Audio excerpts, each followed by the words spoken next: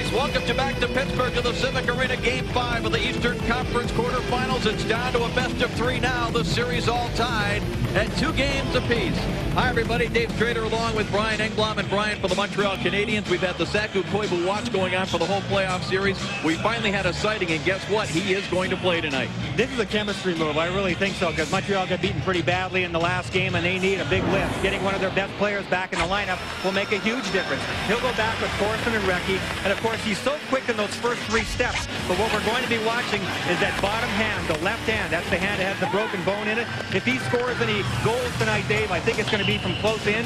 He's going to be dishing the puck mostly, but he can do that pretty darn well. Speaking of scoring goals, the big line for Pittsburgh continues to lead the way, but other guys are starting to chip in. It's hard to describe exactly what this line has done. They haven't really dominated, but their numbers are really terrific overall in the series. Although in games 1 and 3, the games they lost, they don't have great numbers. But you look at games 2 and 4, and they have pretty much dominated. On top of that, Jaromir Jagr says, well, I'm not quite myself. I'm not sure what that means. His numbers are great, but he's also getting some help from other people.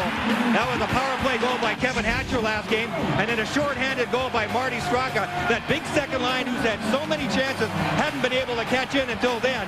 Things have got to turn around. They are getting some better support now. There have been more penalties called in the playoffs. That means more special teams play. How do you, the fans, like the way the officials are calling these playoff games? That's the focus of our Sports Zone poll that is straight ahead.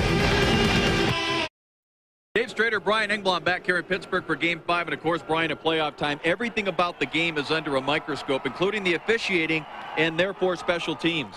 It used to be you could get away with a lot more in the postseason than you could in the regular season, but not anymore. I cannot remember so many 5-on-3s, and there's absolutely zero tolerance for obstruction. So that has really changed a lot. Look at the numbers from 97 to 98 in average penalty minutes per game and power plays per game. So you can see why scoring is up, and there is a totally different feel to these playoffs. And that brings us to our Sports Zone question for tonight. Do you like the continued strict enforcement of the rules in the playoffs? Hop on the NHL page at ESPN.com and cast your vote.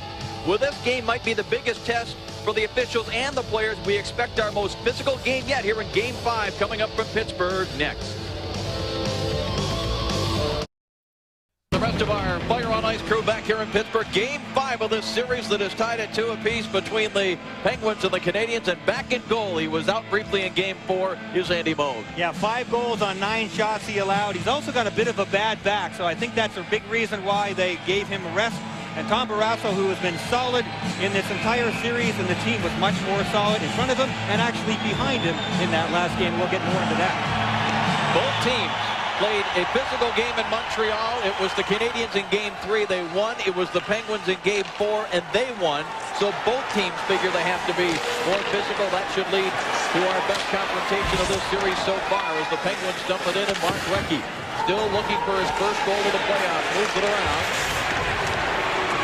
Recchi able to clear the zone. It's picked up Slager. Headman pass now for Jagr trying to move in. But it was knocked away by Malakoff, and there's Saku Koivu, number 11. His first shift to these playoffs.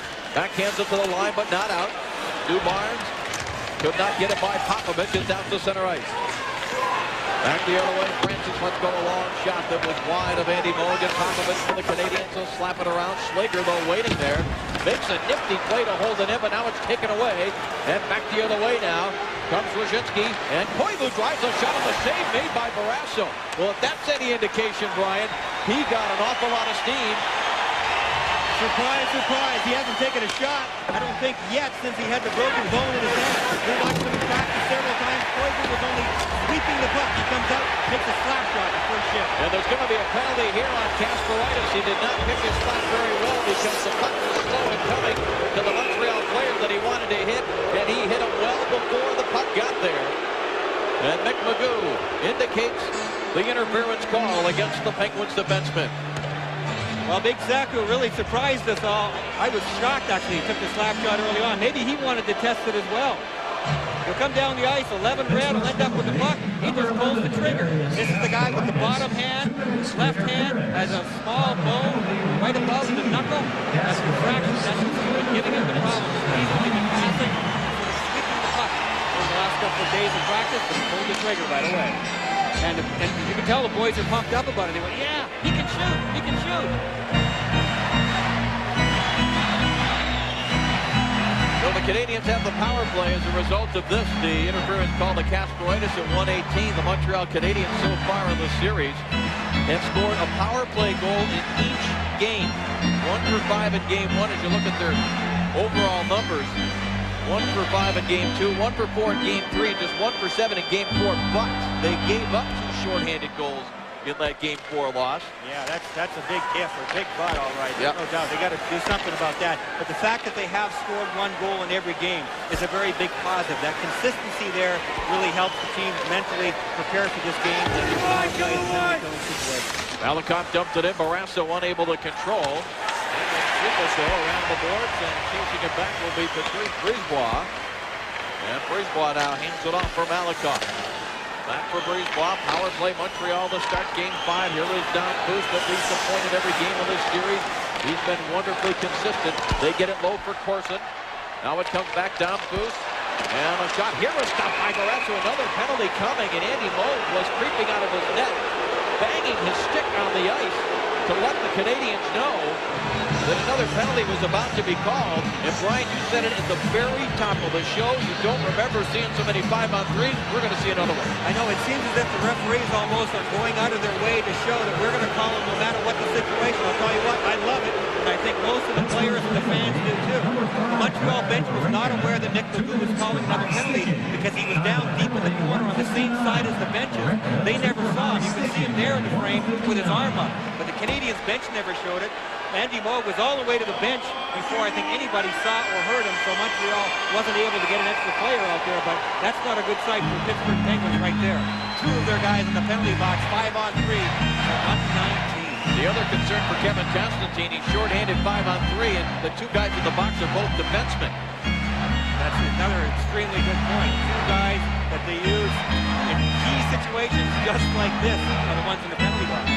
A minute 19 remaining on the Kasparaitis penalty. That's the time you see up there for the 2-man advantage and the face-off deep in the Pittsburgh zone, and Domfus controls it. But right off the face-off, Domfus takes down Ron Francis, and Domfus, the captain of Montreal, pointing at the Pittsburgh captain, saying he took a dive knowing that he would get the next call. And so that 5-on-3 lasted all of 3 seconds. Well, look at Alain Vigneault's face there. He can't believe it. This is a huge penalty for Domfus, and that's why the frustration level is there. A 5-on-3 for 119 could have been absolutely deadly for Pittsburgh. Watch the drop of the puck. Domfus moves into him, gets the stick in between the legs. Domfus may be upset, but that is definitely obstruction, and they have completely clamped down on obstruction. So we have 4 Montreal Canadiens skaters, 3 for the Penguins. So it is still a power play for Montreal. As Malakoff sends it ahead, Corson deflects it deep. Barrasso out of the net. He shoots the puck as well as any goalie in the league, but couldn't get it by Corson here. Malakoff straight away. Winds up, thinks about it, hands it off to Corson, back to Malakoff. Malakoff switching places with Brisebois. Brisebois, the one-time on the save. Hey, rebound, Corson couldn't get it clean. Recchi sends it around the board. Malakoff on the right point now, hands it off to Recchi. Malakoff again. Leads it to Brisebois. Malakoff put it in the skates of Recchi. Malakoff drives the shot, but save made by Barrasso. Corson given a shove by Taylor. It comes back to the line. Malakoff now to Brisebois, cross ice. Recchi with a chance here. Takes the deep, but couldn't pull the trigger on the shot. Back to Malakoff. He drives it. It is blocked and cleared by Francis. As Corson is done, he's looking for a penalty call. Big play by Ronnie Francis. Pittsburgh Penguins really want to take the shot away from Vladimir Malakoff. He has got the cannon, and I think it worries Tom Barrasso. Nice job there by Ronnie Francis to do it. He sends it around Brisebois. Kasparaitis is out of the box. He tries to tie it up, and hits it. A great save by Barrasso on Recchi. And back comes Kasparaitis with Yager. Yager across the line. In front of his block. Another chance is off the side of the net. Brisebois moves it along the boards. Kasparaitis fell down, but the Montreal player did not have a stick. That was a huge breakup of that, basically what was a 2-on-1. Brisebois cut that pass off. Malakoff was trying to make it a 2-on-2, but he had no stick. There's very little he could have done on that play. Here is Slager now playing it ahead. Martin Straka. It is picked up by Yager. His shot was partially blocked by Ulanov. And it's back out to center ice, and everybody back in full strength. Everything's kind of out of control here right now, Dave, and I think the players are really trying to test the referee and say, how much exactly are you going to call? We've seen a couple of dives here, and Nick Magoo's looked the other way and said, I don't think so, guys. But he's already called about 3-4 penalties already in this game. Manson plays it along the boards. Zalapsky moves it out of Koivu. Koivu for Brunet. Brunet, the game one hero in overtime. Now Zalapsky again goes back to the line. Shot by Rebay, tipped it from Barrasso down, but he keeps it out of there. Centering attempt is smothered at the side of the post by Tom Barrasso, who has had to be extremely sharp here in the early going. But Recchi, looking for his first goal, is still looking. It is scoreless. Darius Kasparaitis jumped out of the penalty box and ended up getting into an offensive situation. He jumped into the zone and broke Malakoff's stick in half. Look at Malakoff on the right side of the screen, skating back with no stick. So it's basically a 2-on-1. Even if Malakoff hadn't been able to get back, obviously, without the stick in his hand, he wouldn't have been able to do anything. A huge breakup on the play there of that pass by Patrice Brisebois. Francis back behind his own net, plays it for Yager. Yager, Francis, and Barnes, the big line for Kevin Constantine. It is Brunet, Bureau, and once again Zalapsky, the defensive player, with a chance, and it's in the glove of Andy Moog. He hangs on. Well, Andy Moog only made it to the early stages of the second period in the last game. He allowed 5 goals on only 9 shots. That doesn't happen a whole lot to any goaltender in the NHL. Andy Moog's been around a long time. He'll be able to shrug that off. But of course, his teammates and the Pittsburgh Penguins will be looking to see if Andy can come up with some big saves early on in the game. If not, he lets in the soft one. You know what Pittsburgh will be thinking? You know what the Montreal Canadiens players.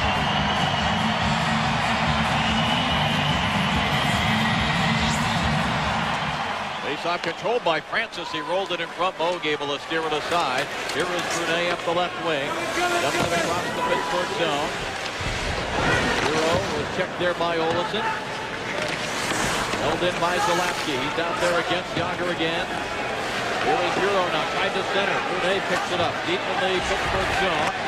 He's played to the boards by Slager, who tried to clear. Malakoff held it in and drive is wide of the net. And it comes down to Stu Barnes. Hands it off for Frederick Olesen.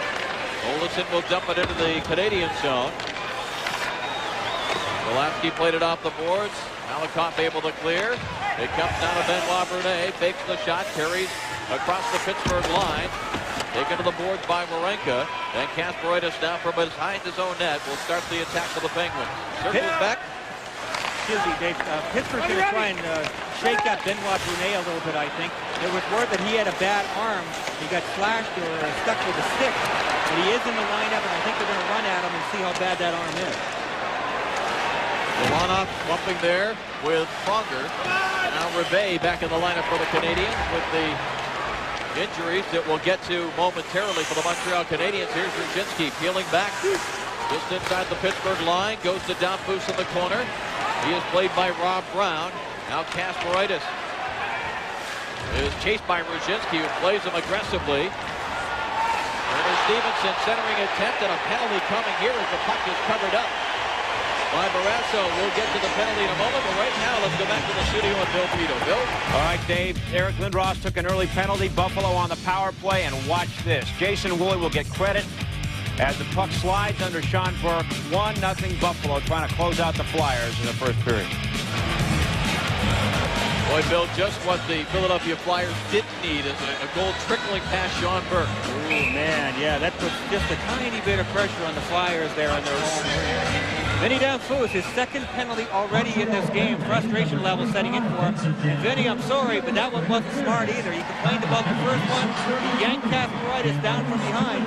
Mick Magoo's got a pretty good eye on things right here. And that takes away any kind of flow that Vinny Damphousse and his line mates can try and get early in this game. And for Mr. Vigneault, he won't like that either because they rely on speed and flow for their game to get going. Montreal Canadiens without Brian Savage and Stepan Kitchal, who did not even make the trip. As you look at what the Penguins have done on their power play, which only lasted a few seconds. Sebastian Bordeleau is the other scratch along with Mick Vukota. And this puck up into the Canadiens bench and out of play.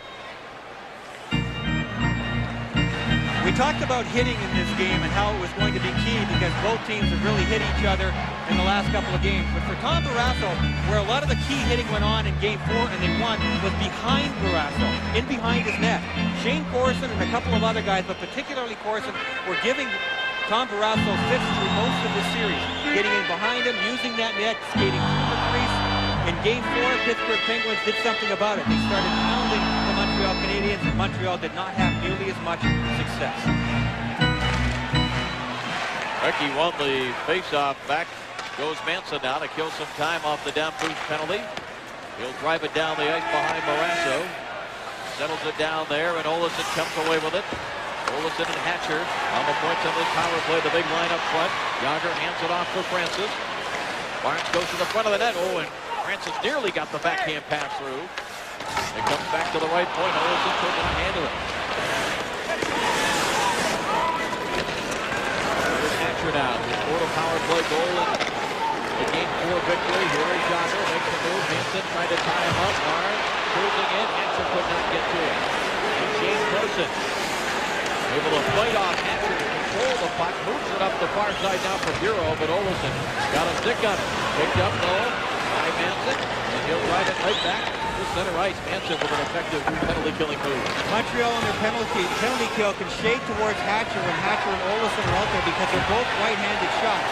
So the big one-timer when the pass comes along the blue line can only happen from Hatcher, not from Olsen. Liger dumps it back behind Mode, directing traffic.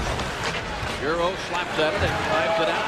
As you see, we're winding down toward a half a minute remaining. And the Montreal penalty down boost. We played just over 8 minutes here. We had a 2-minute advantage. It lasted only 3 seconds. And here, turnover by the Penguins, but the Canadiens took control. Lead pass looking for Lund, but that didn't get through. And back the other way comes Jasinski. Holds up on Marenka. Jasinski now snaps it toward Barrasso. Steers to the side. Here's Koivu. Taken to the board by Slager. Olsen comes up with a little punch. Hands it down to Rob Brown. Brown hooks up ice. It deflects over the stick of Olchuk. Popovich is back there to lean on it. Rob Brown able to hold it in. He is hit hard. And Wyshynski comes back the other way. The Canadiens back at full strength. Koivu could not make the move around Hatcher. Both teams making changes. A couple of Penguins collide near the bench. Back comes Domfus. Makes a move to the outside. Tries to put it in front of him. Deflected. And put aside by Pronger. Rozon able to clear the zone. Canadiens lift it right back in. And that play was whistled offside. 11:01 remaining here in the first. No score. Game 5. Penguins the Canadiens. Well, the Pittsburgh Penguins finished off their power play and then lost all their momentum completely. A couple of players collided, tried to go to the bench. Montreal Canadiens come down with a little bit of a chance. They drive it wide and get a shot on net. But for the Penguins, who were so good in the last game on the power play, in fact, probably one of the finest performances in franchise history when it comes to special teams, they got absolutely nothing accomplished on that last power play. Ian Moran is out there, along with Tyler Wright. Eddie Olchuk. This line does not get a whole lot of ice time, but they try to be as effective as possible at changing the momentum. Patrick Poulin out there now with Thornton and Hoagland, likewise the fourth line for Lane Bicho. Camaretta sends it ahead now. Tyler Wright looking for Moran, but it's intercepted by Yulanov. Patrick Poulin with a big hit. The Canadiens able to clear. Poulin goes over, returns the favor in front of the Montreal bench with a hit on Moran, and back come the Canadiens now as Yulanov plays in center ice. Pulaski waiting there. He'll play it back into his own zone. As we hit the halfway mark of period 1, game 5. The series tied at 2, and this fifth game is scoreless. They'll play in Montreal on Sunday night, and we'll have it for you here on the Deuce. Here comes Bureau. Slips to the puck before he gets the shot away. And it's backhanded center ice by Slager. Slager blocks it again in the neutral zone. Now plays it ahead, Francis. Chips it into the Canadian zone. Here's Malakov with it. And backhands it through center ice. Both teams came out with a mindset that they wanted to establish the hitting game, but I think the penalties early on have sort of had them backed off. We haven't seen them running at each other over the last couple of minutes. Marenka back to control now for the Penguins, waiting for the line change to complete. Marenka now on a rush, put it into the Montreal zone, tried to get there. Pulaski took him down. to that. No indication of any call. And Malakoff now for the Canadiens from deep in their own zone. Picked up by Koivu. Koivu makes a nifty move there on Yager. Snaps it across for Recchi to the baseman behind him. It is hoisted out by Moringa. Malakoff down to Recchi. It is picked up by Corsic. Quickly back to Recchi up the right side. Bounces off a Castroides check. Moves it to Koivu. Back to Recchi. Some nifty passing going on in the Pittsburgh zone. And the Canadiens unable to get a shot on goal as a result of it yet. And now the puck underneath a falling Montreal player behind Barrasso. They give us a whistle here with 8.5 left in the first period. ESPN 2 Stanley Cup playoff coverage. Brian, aside from the hand situation, which is the most important for Koivu, he hasn't played game situations, and conditioning will certainly be a factor for him. Oh, absolutely. I think we're going to see him spotted into the lineup, in and out, especially as the game goes on. They'll keep a good eye on. He's a terrific athlete, though. He's always in tremendous shape. I think he'll be able to take a pretty good workload. Usually what happens, Dave, you're so full of adrenaline the first game. The first game is not a problem. It's the second or third game. That's when it starts to add up. Warenka now trying to dig it out of there along the boards. Koivu got a stick on it. Now Warenka's going to try to get a whistle here. But it's picked up by Recchi. Recchi darts behind Barrasso. Wrapper on a stop by Barrasso. And he holds it long enough. As Koivu and Hicks were exchanging sticks. And I don't think Saku Koivu wants to be pushing too much with that left hand either. If he's going to push with the right hand. That series. One of the many reasons they have Saku Koivu in the lineup is because he plays much bigger than he really is. He'll stick his nose in anywhere. He's not afraid of anything or anybody. He's in there pushing and whacking. There he goes. Oh, a little whack as well. Koivu with a career high 43 assists and 57 points this year as he played in 69 of the 82 regular season games. The guy who is going to benefit the most, I think, is Mark Recchi. Yeah. Recchi has struggled. He hasn't been able to score a goal yet. He's got the point, but he and Koivu have terrific chemistry. Pass to Barrasso, knocked away by Francis. And Popovich will hustle over now for the Canadiens. He lost it, though, to Yager. Yager takes a look, makes a move. Popovich with a Francis, put it in front, and Andy Moe steers it aside. Back the other way, Salapsky now. Carries into the Pittsburgh zone. Move in on Olsen. Olsen sends him to the boards. Francis back there. Brunet for the Canadiens. And Magoo blowing the whistle to stop play. The Montreal Canadiens had real difficulty getting into the slot area in the Pittsburgh zone in the last game. They got very few shots on Tom Barrasso from the prime scoring area that we refer to as the slot. In this game here, it won't necessarily matter. We have it highlighted. That's what we call the slot area. That's where you get the great percentage goals. But Montreal won't mind if they can get some shots from off to the sides in the face-off circle area either. One of the reasons is that Tom Barrasso is sort of an old-style goaltender from the aspect that he really likes to come out and challenge. He'll get out above the blue paint area. So if he gets out on the top, on a point shot rather, he'll get out to the top as they pass it down low to the side into the face-off circles. He's got to cover a couple of feet to the side, and Montreal's already scored a couple of goals in this series because of that. Now back here to Morozov and clears it center ice. We've been told Darius Kasparaitis has gone to the Pittsburgh dressing room, and I can see the Pittsburgh equipment manager Steve Lattin is still on the bench, so we're not sure that it is equipment or perhaps something more serious for Darius Kasparaitis. A centering pass here, expanding on it, was Conger who had the chance. And it's cleared by the Canadian center ice. Wyshynski left it there. Here's Stevenson's shot. Bounces wide and Barrasso sticks it to the corner. Conger plays it around. Tamer, the defenseman for Pittsburgh, has lost his stick as it's shattered in half. Centering attempt off the shin pad of Tamer. And the Penguins able to clear. Pittsburgh did a good job there. Whenever a defenseman breaks his stick, you either have to get him his stick or get down deep and help him out, get the puck out of the zone. Pittsburgh did the latter. Back the other way now. Hicks going wide. Snaps the shot. Rolls the save, and he cradles it. And gets the whistle, and the Pittsburgh Penguins, as we mentioned right now, without Darius Kasparaitis. But look at that. They are 5-0 on home ice after winning Game 4 of a playoff series, which they did in this series up in Montreal. That's pretty impressive history on their side.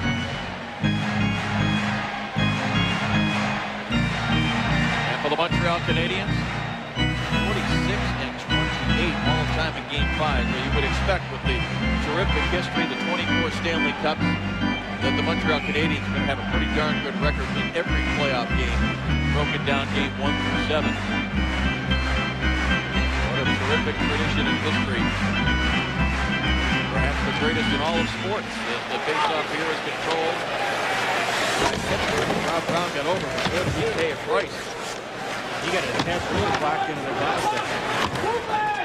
You're watching the action. Wants the players to continue to move the puck. Now Brown.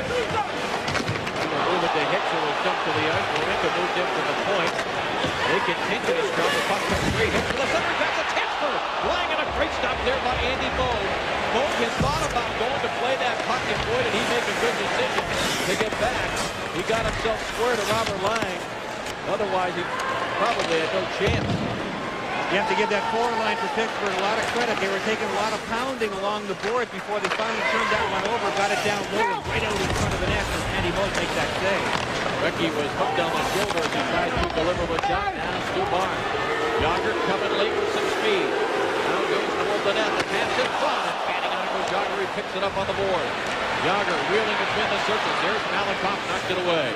Terrific reach there by Vladimir Malakoff. He's a big, rangy guy with terrific speed, and he is able to play one-on-one against Jaromir Jagr like few other guys.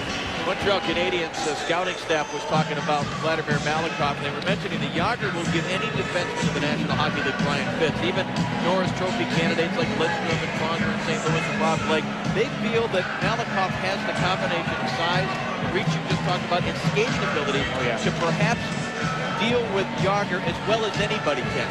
And he had a terrific, early part of the season in particular. Here's the last play. Malakoff staying with Jagr, although he lost him at the last second there. He was fortunate Jagr never got a stick on that. But for Malakoff, in the first 20 games of this season, he had 18 points, and really through his first 30 games of the season before he got an injury and missed 4 games. They were talking Norris Trophy already. He was up high in the standing, had a terrific job at both ends of the ice. And after he came back from the knee injury, he was just kind of mediocre for a while and never really seemed to get back to that level. No question, it keeps him into the league that he's got the tools. Just a question of whether he had the toolbox. And consistency, whether or not he's going to do it night after night. Exactly, man. He has certainly got all the talent to go up against Jagr. And you're right. He just there are not many guys in the league who could do that. Well, Alain Vigneault, the rookie head coach, behind the bench for the Montreal Canadiens, certainly pleased to see that Saku Koivu is back in the lineup. As we were talking to him right before the game, he said, we're still not absolutely positive. He's going to test it. They didn't even let him take any slap shots this morning. As you pointed out, Brian, that very first shot, Koivu leaned on it. Oh, yeah, and I think that his teammates were even surprised, because when he came back to the bench, he got a couple of pats on the rear end just for taking the slap shot. So he has tested that hand. I've been watching him when he's out on the ice. I have not seen him favor it at all. You can bet it's covered up and probably has some sort of portable casting on it in case somebody gives him a whack, and I'm sure there'll be at least a couple of whacks in that left hand that will be good for guys. Remember early in the series, Brian, the Pittsburgh Penguins were really dominating the faceoff, and once again we see Francis a couple of times, especially in the defensive zone, winning cleanly. Yeah, well, that's certainly one area where Koivu is not going to be able to help him. I don't think he's going to take many. Jagr fired it wide of the top corner. Barnes puts it back in, redirected by Jagr. What a splendid display of hand-eye coordination by one of the great Jaromir Jagr, but Andy Moog was equal to the task. Last play by Jaromir Jagr. Puck comes from the point, out of the air, redirects it right on Andy Moog. He said the other day, he said, I'm not quite myself. I'm not sure exactly what's wrong. Jagr doesn't feel he's playing up to his total potential, but he's got 8 points in 4 games. Not that. Icing will be the call here. It's one thing for guys standing in front of the net. I'm always amazed, Brian, at the hand-eye coordination with the puck moving as fast as it is. But on that play, Jagr was moving. He's actually skating towards the guy shooting the puck, away from the net, and still redirects it directly on goal. Well, it's great instincts and skills, and he knows where the net is. He doesn't know if he can get it on net, but he's just trying to get him a piece of it, get it off in that direction. He was certainly successful. See what it looks like at real speed for Jaromir Jagr. Watch this. Unbelievable. Right on that. Almost got him on the short side. Face off deep in the Canadian zone. Francis leans in for Montreal against Bureau for the Canadiens. Francis is going to give job on the draws here in the early going, and he wins this one cleanly. Back to Olesen. Olesen drives the shot. It went in wide of Moog. And cleared by Brunet to center right. And Andy Moog has answered a lot of questions for his teammates, too. He's made a couple of really strong saves in this first period. I don't think there's any worries by his teammates now. Dambu sends it across Zalewski with a chance, and he fired it wide. Oh, Zalewski was in a great scoring position. That time it was the player out there in a defensive role against Jágr that slipped away from Jágr on the offensive end. Morozov now the rookie who had the overtime penalty shot in game one. Made a great move, but he hit the post, and here's Morozov. Crisscrossing with Straka, lost control of the puck. It comes out near the line. Big hit on Pronger by Ruzhinski. Back comes Damphus up the right side for Thornton. Top of the circle. Thornton with a drive. The save Barrasso, and he hangs on. Charlie Zalewski on his last shift had a very good scoring chance. I don't think he was ready for it in some ways because he spent most of the series, of course, playing defense against Jaromir Jágr. He's been the third defenseman. But he will go to the net, get a terrific pass, and shoot it on net, or actually towards the net. Tried to catch Tom Barrasso sliding across just a hair wide on the far side. Another look at it from down low. And when your skills are not finely tuned offensively because your head is in another area, I think when you do get those chances all of a sudden, maybe not quite as sharp or it doesn't turn out the way you'd like them to. Face off deep in the Pittsburgh zone. Damphus is tied up, and there's Hatcher getting to the loose puck. So again, even if the center doesn't win it cleanly, the other's jumping in there to get control for the Penguins, as Straka was offside on the play, as indicated by Randy Mitt, the veteran linesman, working with Brad Lazarowicz here this evening, I should say. The play at both blue lines has been interesting. Pittsburgh problems at times have been causing offsides by the Montreal defense standing up well and certainly getting good support. Montreal, when they're on the attack, sometimes falls into the problem of they get inside the zone, then they stop up and try to make a nice play into the middle of the ice. Those ones have not worked more often than they have worked, and it drives coaches nuts because turnovers from there, especially with guys like Francis and Jágr out there, are deadly. Wawrinka just hammered the puck, or tried to, into the zone, and he hit Robert Lang right in the back of the leg, and Lang struggles to get back to the bench. And we'll keep an eye on number 20 in white as this puck is up into the seats and out of play. Well, some of the feel of the game from early on, again, with regard to hitting, we expected both of these teams to come out pounding, and I think they each expected the other to come out pounding as well. But 4 early penalties have changed the tone in this game completely. Yep. Now both teams just seem to sort of be searching, finding a way to accomplish what they want to, get some flow going, and still try to stay out of the penalty box. And particularly Montreal have to be a little bit worried here because they know they got themselves in penalty trouble in the last game, and it cost them dearly. They don't want to do it again. Robert Lang continues, Brian, to struggle on the bench as that puck, I'm not sure where it hit him, but it looked like it was in the back of the leg somewhere. Yeah. Well, if it's in the back of the knee, I mean, you can get numbness all the way down, and that's tremendous pain. But even if it's in the calf, man, it just causes a huge knot there. And he's up there probably trying to stretch it out. Just over 3 minutes left here in the first period, and that puck deflected over the glass and out of play. Ladies and gentlemen, tonight's attendance, 17,000. Both teams would like somebody to just grab the puck and go. The big line, Barnes, Francis, and Jágr out there, they're certainly capable of that. Well, it looks like we're going to get a line change now. Well, you mentioned the 4 penalties very early. We had 4 penalties in the first 6 minutes of this hockey game from Mick Magoo that kind of settled the players down. And so let's remind you again of our Sports Zone poll. Do you like the continued strict enforcement of the rules in the playoffs? It's something we've seen constantly during the regular season. There seems to be a drop-off at playoff time. We haven't seen that drop-off. Do you like that? Go to the NHL page at ESPN.com and cast your vote. Very interested to see what you think on this one.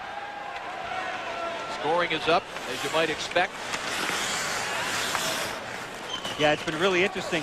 Last year in the first round, there were 13 shutouts. This year, there are only 2 so far. Oh, that's incredible. Yeah. And this in a year, a regular season, when there was a record number of shutouts, something like 160. Shot from the point, kicked out by Barrasso.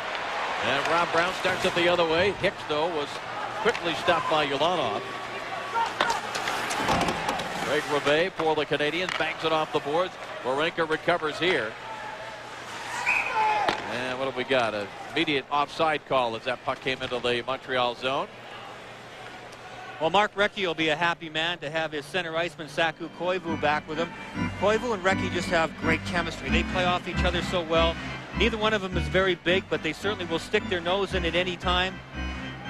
They give and go terrifically, and that's probably the best part of Mark Recchi's game, from the blue line in the offensive zone. He knows how to get open. You get him the puck, and goodness knows he knows how to finish it off. And with Saku Koivu's ability to handle the puck and change speeds, that allows Recchi time and space to get open. That's one of the reasons why they work so well together.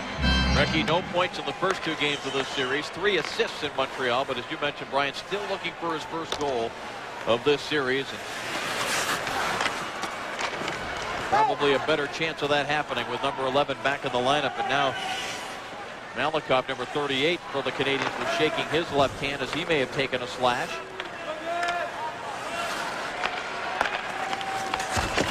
Here is Jágr playing it ahead for Francis. Jágr goes back to the corner along with Francis. Golapski and Malakoff trying to keep him to the outside. Puck comes free for a moment. It's picked up by Barnes, and a glove save by Moog. Oh, that puck came off the boards quickly, and Moog with a great stop. The Deuce and ABC Sports. Well, Stu Barnes had a terrific scoring chance on that last play. The play had really slowed down, but then a quick developing one. You see Barnes 14 white there in the middle of your screen. A quick one. He snaps it off. That one was labeled for the top shelf. Great save by Andy Moog, and it's the stick that Barnes used was kind of laid back, and he can just scoop that puck and get it up very quickly like he did on that last shot. Hamer shot stop, rebound. Jágr is stopped, and it's put back behind Andy Moog. Olchuk is battling there. Olchuk, Straka, and Jágr. An interesting combination out there now for Kevin Constantine, and good pressure here is Straka. He puts on the brakes, gets it to the forehand, winds up, drives the shot. Save made by Moog, and the puck cleared to the corner. Olchuk has it there. Jágr is checked on the play. Canadiens fail to clear it out of there. Dom Foose goes down on top of the puck. Straka, Jágr trying to dig it out of there. Dom Foose forced to move it. Here is Jágr with it again. Jágr puts it to the side of the net. Moog the save. It bounces into the crease, and he has it covered. What a smart shot by Jaromir Jágr from well out, short side, trying to surprise Andy Moog. And Andy Moog had his hands full. So did the Montreal Canadiens, because they really got running around. Marty Straka did some terrific work just hanging on to the puck. And the Montreal defense got sort of crossed out. Here's Straka. He'll stop and start, turn around. He'll get lucky here because one of the players falls down. I believe that's Malakoff. A good block there, but look, 2 white jerseys in behind the 2 defensemen. The puck did not get out to them, though. We're a minute 13 away from our first intermission. That gives us a chance to remind you the new Dodge Intermission Report will feature ESPN News Network. Do or die for the Flyers and the Bruins on the brink as well. Flyers playing at home, Bruins on the road, and both those series could end tonight in the East. This one definitely will not. It will continue with a Game 6 on Sunday that we'll have for you on the Deuce.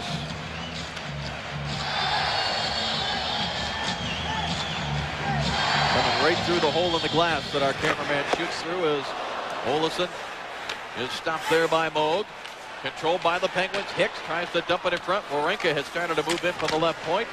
It is chopped in front of the Montreal net, taken over by Corson. Out to center ice, off a skate. Brown sends it back. Hicks breaking in on Moog. Gets the shot away. The save by Moog. Well, the Penguins definitely have taken over the last 4 or 5 minutes of this period, Brian, getting the best of the scoring chances. Absolutely. They've held on to the puck, and that last chance, though, started from a big hit along the board. So many scoring chances start with hits. Here is Recchi chasing after a loose puck. Wawrinka got there first for the Penguins. Now Lang. Good to see him back after taking that puck in the leg. And now Olesen will lift it back into the Montreal zone. The Montreal has to do something about turning this momentum around. It's only the late stages here of the first period, but they'd like to get off the ice here for that first intermission with a little bit of momentum of their own. Brisebois in front of his own bench. That deflects in on Barrasso. He'll have plenty of time to steer it off there for Hatcher. Hatcher gets it back from Slager. Slager once again lays it off the boards into the Montreal zone. Popovich lifting it back in, and Brunet was offside as the horn sounds to end the first period. Well, right at the late stages there, Pittsburgh ends up getting a terrific scoring chance, and Alex Hicks, it starts with the hit. He turns around, and the puck comes right back to him. Hicks is able to jump in from the blue line and get a really good shot on Andy Moog, but no goal. Andy Moog had to be strong against this Pittsburgh club in the closing minute. Stay with us here in our first intermission. ESPN News is next. Civic Arena in Pittsburgh, no score after 20 minutes of play of Game 5, Eastern Conference quarterfinals. Dave Strader, Brian Engblom, and yes, Saku Koivu is here for the first time in the series. Yeah, and there's his minutes in the first period, and the one shot was on his very first shift. I think he calculated that out in advance, Dave. I really believe that. It was a smart thing to do, and his teammates responded. They knew he was shooting the puck, he can handle the puck, and they were all waiting to see if that was going to be possible.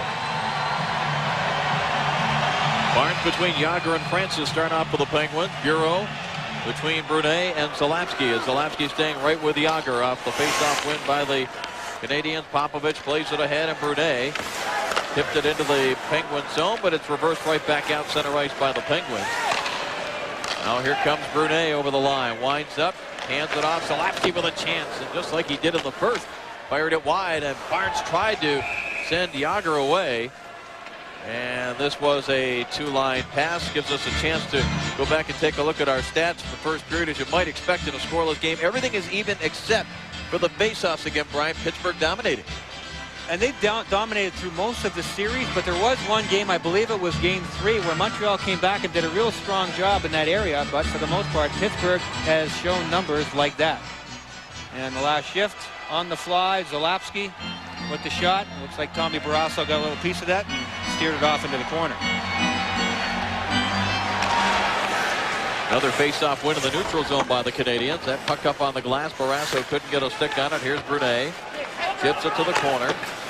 Each team has won a game on the other's home ice in this series. We mentioned it early on that the Montreal Canadiens, second best winning percentage on the road in the National Hockey League during the regular season, second only to the Dallas Stars. And this is going to be icing against Montreal on the touch-up by Slager. Well, Kevin Constantine resisted any urge to change his lineup before Game 4. And the way it turned out, obviously he should be applauded for that. He got his troops revved up. They came out and pounded Montreal around and had a real resounding victory. He hasn't made any changes here again tonight for this game. And his club is playing very strong, except that right now, I think both teams are really trying to find their own rhythm because there just haven't been any chance to get any flow going. Well, of course, the first goal of the game he feels is more important than home ice advantage. And on top of that, he told us this morning that he doesn't feel his club has played great with the lead. And they've had the first goal in 3 of the 4 games and won 2 of them. He feels they can do a much better job when they get the lead and, of course, if they get the lead. Yeah, the first goal in this game is going to be really important. Here is Koivu now. He'll drop it off for Manson, who drives it right into the glove of Barrasso. He hangs onto it there. Every time they get a chance to get a whack in on Saku Koivu, they're going to try and slow him down. He's fresh because this is his first game in the playoffs, again because of that broken bone in the left hand. And I don't think we'll see him take off that left glove anytime soon because I'm sure there's a lot of padding underneath. He gets a little push there and slides into the boards. No, Mark Recchi steps in to take this face-off. And again, we're not seeing Shane Corson take the draws either. In playoff time, it's very difficult to get answers on what's going on with certain guys with injuries and whatnot. Here is Manson to the net with it. Barrasso was well out to stop it. Here's Koivu with a chance, and it was checked by Wawrinka on the play. Here is Koivu again, hands it off for Recchi. Recchi to the face-off circle, gets himself free side of the net. A chance here for Corson. He centers. It's knocked away but not out. And a chance by Corson is stopped by Barrasso. Let's go back once again to our studios and Bill Pito. Bill? A couple of big goals in that series, but in this one there was almost a goal scored. And again, Tommy Barrasso well out of the net. He will challenge and get out above the blue paint as you see there. It almost cost him.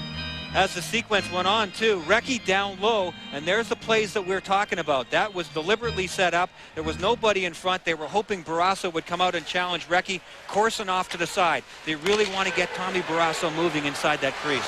Here's Morozov over the line, puts on the brakes, dumps it toward Moog. It is gloved down by Ulanov, the Canadian defenseman.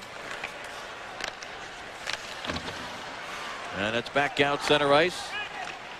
Saw the other action going on in the Eastern Conference quarterfinals. Samsonov with a big goal for Boston to get them on the board, trying to fight off elimination and extend that series. Stevenson couldn't control for the Canadiens. Tamer hands it off. Still no word on Darius Kasparaitis, who went out in the first period down to the Pittsburgh dressing room and did not come out for the warm-up skate prior to period number 2. So we're still awaiting word on what has happened to Darius Kasparaitis, and what a huge loss that would be for Pittsburgh if he's out for any extended period of time. Oh yeah, he does so many good things for them, and he and Wawrinka work so well together, and that's the one pairing that's really been together almost since day one. And Constantine likes to keep his defense pairings together. Olsen now for the Penguins. Being pressured by Brunet. Brunet nearly forced the turnover. Now Hatcher with it. Tried to sweep it across. That hit a skate. And it comes to Barnes. Canadiens doing a good job with this Pittsburgh big line on the ice. Penguins are being forced to spend a lot of time in their own zone. Now Francis checked by Brunet. Puck rolled in front of Mo. Canadiens are there to clear it aside, and Brunet hands it off now for Popovich. Little backhand pass. Olafsky couldn't control. Yager plays it back for Francis. Yager picks it up trailing. Yager makes the move on Malakoff, who poked it away. Centering it to loose in front. Mo goes down, made a save on Francis. Boy, Yager was well covered, but still made the play. Yager plays it off the glass. Here is Barnes, and he is checked into the boards, and Brunet able to clear it all the way down the ice. And the easy touch up by Slager. Both goaltenders have been perfect so far here in Game 5. Jaromir Jagr had a lot of assists this year because so much of the focus is on him, and rightfully so. A nice move around Malakoff. Malakoff stayed with him, but Jagr just stayed with the puck, got it off the side of the net in front, and Francis coming in with a great timing pattern. Andy Moog had to make a big save. Andy Moog has stopped all 15 shots he has faced, and he focuses in on this faceoff that is controlled by the Canadiens. Done a better job here in the second period early going. Corson now. And Saku Koivu over the line. Plays it ahead for Recchi cutting in. Recchi tried to one-hand it to the front of the net. Taken by Corson. Now to Koivu. Koivu looking out in front. The pass was blocked. And Slager reversing his field. Trying to find an open teammate. Pronger plays it ahead now, and Hicks is pinned up against the boards as they battle at center ice. Pittsburgh's had trouble coming out of their end. Montreal slipped into a 1-2-2 several times here. Only one man in, and they're trying to push the flow in one direction or the other. And the Pittsburgh player with the puck, whichever defenseman it might be on any given shift, is really having trouble making that first pass coming out of their zone. Here is Hicks with it for the Penguins now center ice. Laying it into the Canadian zone, but it's Dave Manson there to control for Montreal across for Brisebois. Center ice for Damphus. Damphus had it chopped away by Morozov, but Damphus gets it back on the attack now. Makes a couple of moves, goes wide on Wawrinka. It's knocked away. Here is Stevenson with it for Montreal. He was knocked down once, bounces back up. Stevenson hands it off, centering pass in the crease is covered by Barrasso. Well, no matter what happens in this game tonight, these two teams obviously will play a Game 6 at the Molson Center in Montreal. We'll have it for you here on the news. Brian and I will be there at 7:30 Eastern, 4:30 Pacific. Penguins and the Canadiens, Game 6 of this series. And speaking of the Eastern Conference, Ottawa looking to close things out tomorrow night. Pittsburgh and Montreal playing Game 5 here. Buffalo and Washington also trying to close things out in their respective Eastern Conference playoff series. Both of those tonight as well. New Jersey Devils staving off elimination last night with a good comeback victory. Have to go back into the Lions' den in Ottawa. Alain Vigneault would like to see his troops do well here tonight and take it back home. And Kevin Constantine, I don't think would be worried. Same as Vigneault. Both these teams have won in the other's building and actually done very well on the road. So they just go from one shift to the next, one game to the next. It doesn't matter which building they're in.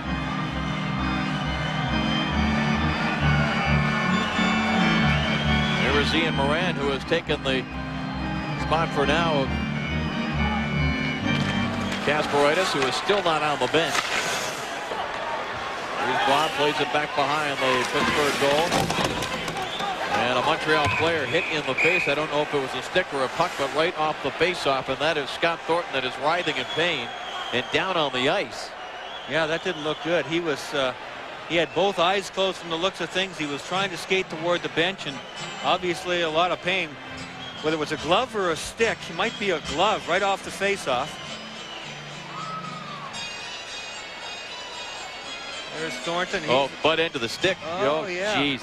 Accidentally from Tyler Wright. Just see that little bit of the butt end that was sticking out there. Oh, boy. Must have caught him right on the side of the left eye. But he dropped his stick and his glove right away and tried to make his way back to the bench, but obviously had both eyes closed because he couldn't find his way and they had to stop the play. So we certainly hope he's all right and it didn't get right into his eye. Let's see if we can pick it up again. Right after the draw, he moves forward. Oh. Tyler Wright just sort of trying to pop him, looks with that left hand. But apparently the end of the stick, the butt end of the stick was sticking out a little bit, and those few inches popped Thornton right by the left eye. Oh, he's an obvious difficulty. So well, Scott Thornton has had injury problems late in the season and miraculously came back. They were talking about the Montreal, one of the Montreal team doctors is just being a magician, the way he got Vincent Danfus back from a shoulder injury and Thornton as well. And hopefully they can do the same for the eye of Scott Thornton. And speaking of eyes, that eye of Kevin Hatcher looks pretty ugly, but he told us before the game it looks a lot worse than it is. Yeah, you see, get a couple of stitches there right by the right eye, and it just must have touched the eye itself because it broke a few blood vessels, and you can see that's what all the redness is in behind. Older brother, of course, of Darian Hatcher, who's involved in a playoff war of his own with the Dallas Stars, going against San Jose. And Game 6 of that series tomorrow night on ESPN's National Hockey Night. They'd like to play against each other in these playoffs, wouldn't they? Yeah. That would mean it would be the finals. They're in different conferences, and the only way it could happen is if they go to the Stanley Cup Finals. Well, that would split that Hatcher household up, but boy, they'd love to have that opportunity, wouldn't they? Yeah, no kidding. Here's Brunet going up the left side, and Kevin Hatcher very aggressive there, taking a man to the boards, and the Canadian player is down. That's Benoit Brunet. Brunet tried to go wide, but he had very little speed. Hatcher came over and just crushed him. There was nothing wrong with the check. It was a good, solid check. And from the looks of that left arm, the way Thornton is hanging, that could be a shoulder problem. But look at the left arm. Listing to the left, big time. You know, Benoit Brunet, excuse me, Brian, didn't come in with the team. He came in today because of an arm problem, and it was Hatcher, I believe, that hit him in Game 4. And whether that's the same arm, again, they protect information so closely. And now he's going to the bench. So now in 2 successive shifts, first Scott Thornton, and now Benoit Brunet headed to their bench. There goes Thornton. Excuse me, that's Brunet. And again, that left arm, that left shoulder, it looked like. Well, Kevin Hatcher did sit down with us before the game, and he knows that the physical team has been the successful team, and he expected his team to be the same tonight. What we've experienced is when our hits are up there, we've won. So, you know, and not only that, I think when we come out hitting, and especially in the first period, I think that really shows that we prepared ourselves and we were ready when the puck dropped. And I think in any game, the first 10 minutes is crucial for us, is to get out there and to establish a forechecking game and to get some hits to get us going. It seems like it's really paid off for us. So I think if you see us getting a lot of hits early in the game, you'll know we're ready. Well, Kevin Hatcher appears to be ready here in the early going of the second period. And that hit has brought a little bit more life into the Civic Arena crowd. Here Slager moves it across. The man open. Hatcher drives the shot. Glove saved by Moog. The net was off the supports behind Moog. Anyway, I believe the whistle had actually blown before the save was made. Yeah, even if that puck had gone in the net, it wouldn't have counted because Ronnie Francis had been pushed into the net by Peter Popovich. But here's the shot from the point. Kevin Hatcher. Any player will get himself into the game quicker by physical contact than anything else, and Hatcher just dished out a big check. Invariably, you seem to get scoring chances after those situations. He blasted that one, Andy Moog, with the big glove save, and Andy's been sharp here. Yes, and you can't help but wonder that his teammates had to have been wondering, Andy, how are you feeling tonight? Because again, he got yanked in the last game after giving up 5 goals and only 9 shots, and that was early in the second period. But a veteran that Andy Moog is, he has the ability to put those bad nights behind him. And even, you know, a lot of the players said it wasn't even his fault. He got hung out to dry. Olison's drive was stopped by Moog. Again, a clean face-off win, that time by Pittsburgh. Now it is cleared by the Canadiens, and it comes center ice for Koivu. Koivu darts into the Pittsburgh zone, tries to thread a pass through Recchi with a chance and a stop there by Barrasso. Good chance there for Mark Recchi. Rozov got it to the line, but not out. Now it bounces near Recchi. He couldn't control. Morozov. Oh, look at Saku Koivu just throw himself at the Pittsburgh player. Koivu, as Brian mentioned, not afraid to get involved physically, even though he's smaller in stature. Here is Koivu off the boards with it. Wheels, tries to hand it off for Corson. He is tied up on the play. Wawrinka now will slide it ahead to center ice. Brisebois controlling there now for Manson. And what do we got away from the play? A penalty, I believe, being indicated by Mick Magoo. And it's going to be a high sticking call against Wawrinka. He's somewhat dumbfounded by the whole thing, but he has a few words for Mick Magoo as he goes to the bench.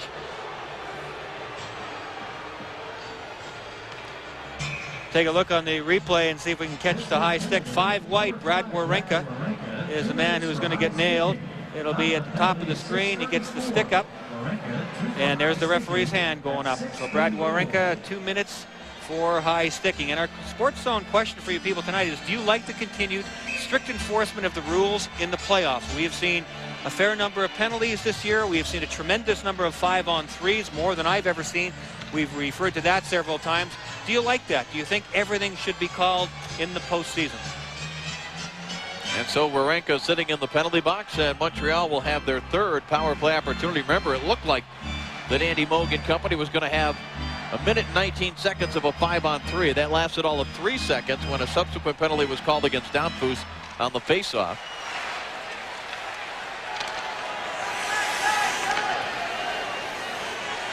Brisebois from behind his own net. Canadiens with the man advantage. Now it is slapped away and cleared by the Penguins all the way back behind Andy Moog. Malakoff will start it up again. Malakoff and Brisebois on the point for Alain Vigneault, with Brzezinski up front with Hoagland and Damphus. Barrasso will play it around the glass.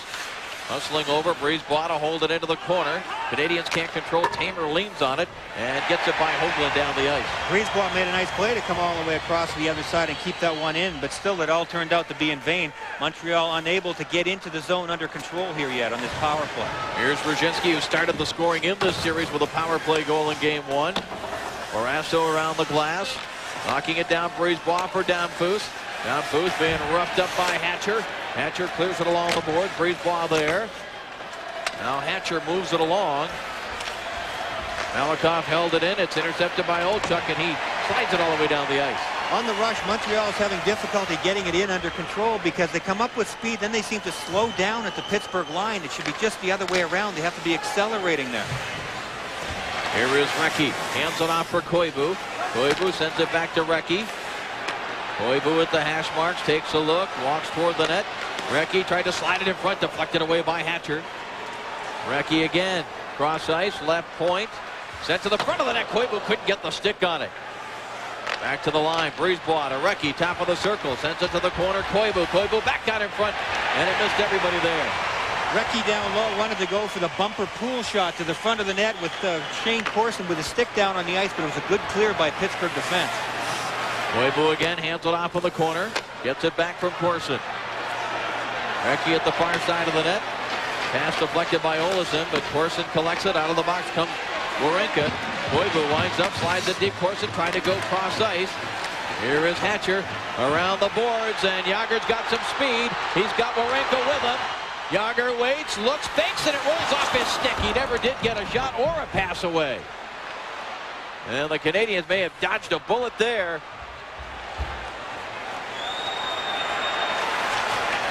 Here is Corson. It is knocked away from him, and here come the Penguins again. Could be a 3-on-2. Francis crisscrossing. Good poke check there by Popovich, using that long reach of his. That was a smart play by Popovich. Ronnie Francis was trying to stall for time there and just get in over the blue line. He was watching his own players, not watching Popovich, just trying to feel the situation. Popovich reached out and knocked the puck off his stick. Here is Jágr. Quick touch pass for Francis. He'll drop it back to Olesen. Olesen for Jágr. That was behind him. And Popovich now being pressured by Robert Lang, and the Canadiens will come out with it. Patrick Poulin. He was run into by Martin Straka. Rozov got a stick on it, but Zalapski controlling for the Canadiens dumps it in. We're coming up on the halfway mark of the second period. Still no scoring in game 5. Stevenson Went a long ways to deliver that hit.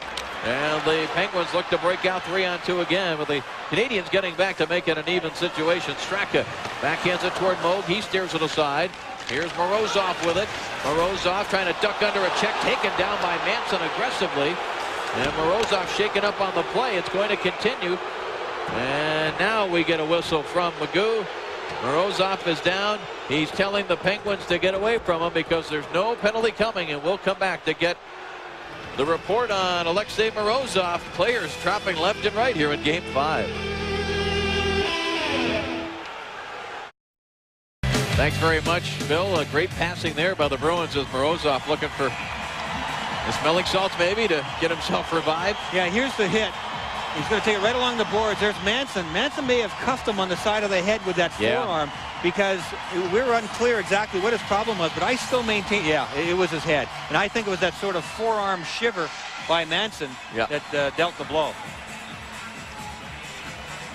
Well, the Boston Bruins coming up with a big effort. They have to, of course. A 2-goal lead gives them a little bit of cushion, which they haven't had in a couple of games. Yeah, that's right. Well, again, in case you're joining us, Saku Koivu back in the lineup for the Montreal Canadiens, but we've had 3 players drop out in this game and no report as to whether they'll be back. Kasparaitis for the Penguins, Thornton and Brunet for the Canadiens. In front, Barrasso, rebound, score! Patrice Brisebois follows up to give the Canadiens a 1-0 lead. Boy, how quickly the game can change. Looked like a harmless enough rush, but Brisebois jumping up on the play makes a terrific play. Nobody picked him up. Here's the attack on the right wing side. Plenty of Pittsburgh players back. Marty Straka floats into the play. Where's Brisebois? Whoops, he's over there. By the time he gets over, it's way too late. Danfus just stalling for time. The rebound off Barrasso, and Brisebois going in and cleaning it up. One of the things that Montreal had talked about before the game is they feel like Tommy Barrasso does give out some rebounds. That one was off his stick. But they've even mentioned the fact that they come off his pads pretty hot and out into the zone. So I think Patrice Brisebois was patrolling in there. He felt Straka leave him. He jumped in. What a timely goal that is. Well, you saw that was Brisebois' first goal. It's his first point of the playoffs. And, Brian, he was red hot down the stretch. The last 10 games he played for Montreal in the regular season, he scored 6 goals. He's had a terrific year for them. Patrice Brisebois has had a great year, and he was under pressure coming in this year because he had a couple of sort of off years, injury-filled, and he really rebounded well this year. Danfus continues his scoring streak. He has at least a point in every game. He gets an assist along with Stevenson. Giro was upended there by Schlager. That allows Barnes to get to the puck. Now Ron Francis circles back. Well, there's that big first goal we were talking about. Both these teams love to have it. Now the momentum certainly in Montreal's favor. How you react after a goal, both for and against, is so important. Well, the Canadiens have the first goal of the series for the second time. Now for Yager and company, they have to figure out a way to come back. In support of the work. Defenseman Patrice Brisebois of the Montreal Canadiens. He wears number 43, 7th year in the National Hockey League, and he has the only goal of Game 5 of this Eastern Conference quarterfinals, and Montreal with the 1-0 lead. And the faceoff deep in the Pittsburgh zone. Recchi wins it cleanly. Back to the line. Malakoff, that did not get through. And it comes to Hicks. Now Hicks hands it off Wawrinka. Had it poked away by Malakoff. That ends up at the bench out of play. Well, when you played a team 4 times in a series, Vincent Danfus says you're familiar with the tendencies of the other players, including the goaltender, Tom Barrasso. Yeah, he challenged the shooter a lot. That's something that few goaltenders do that in the league, and we know that. We need to be in front of him so he can't really come out as far as he wants, and we've been able to do that a few times. But he's still going to make the first save if he sees the puck. That's something we know. We need to be around for the rebounds, and like you said, try to make him move a little bit. We know he's very good with to handle the puck and to shoot it around, so we got to keep him away from him on the dump-ins, and when we have a chance to shoot and get some rebounds on him. Being around on the rebounds, that's what Patrice Brisebois was. He was just being around. Right in the slot, came out to him, and he whistled it by Barrasso, as you saw in that replay before he could get that white glove up. Wawrinka now trying to hold it in for the Penguins. Robert Lang reverses it now as they try to get some cycling going in the Montreal zone. Wawrinka shot wide of Andy Moog. Here comes Robert Lang with it. Hicks Being watched by Popovich, who forces him to the boards. Now Rob Brown with it. It slides off a hit stick, and it's cleared by Corson. That allows Recchi and Koivu. Now Corson coming up into the play. It's a 3-on-2. Corson, a drive, score! Shane Corson on the drop pass. Able to beat Barrasso. It's a 2-0 Montreal lead. Shane Corson surprised them. I'm convinced of this. A quick snapshot right along the ice. Terrific shot selection by Shane Corson. A 3-on-2. He hesitated just for a second to make it look like he was thinking about a pass. And then bang, he just snaps the wrist and it goes in. But it's a 3-on-2 outnumbered attack. That's where it's the original shot starts. Here's Corson coming up late on the play. He'll get the drop pass. Watch him hesitate. Look over, bang. That one was redirected too. That changed direction at the last second, I believe, off the Pittsburgh defenseman. Here's a quick flick of the wrist. I don't think we get a good look at it there. And Tommy Barrasso's reaction to see if we can pick it up there. Tommy just unable to kick that left leg out quick enough. Shane Corson, a key player at playoff time again. His third of this series. 36th of his career. Recchi drew an assist at 12:02. And back the other way now comes Morozov. He's got Olchuk with him. Morozov with a drive, and that hit a skate on the way through.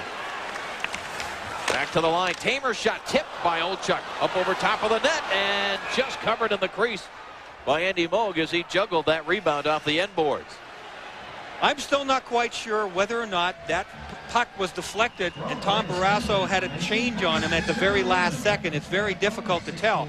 But the key certainly on the goal was that Shane Corson comes down and hesitates. Here it is again. Watch Corson look to his left as if he's going to pass. Right there. So I think Barrasso is startled by the quickness of the shot. Then here it comes, 5-hole. It's really difficult to tell. But the trajectory of the puck, the quick snap, right inside the far post, and it's 2-0 Montreal. Yeah, it definitely went between the legs of the defenseman, Brian, and if nothing else. So he never got a good clear look at it. Yep. Well, the feeling in this building is much like Game 1. Yep. It's a very quiet building. There's not a lot of hitting going on again by the Penguins.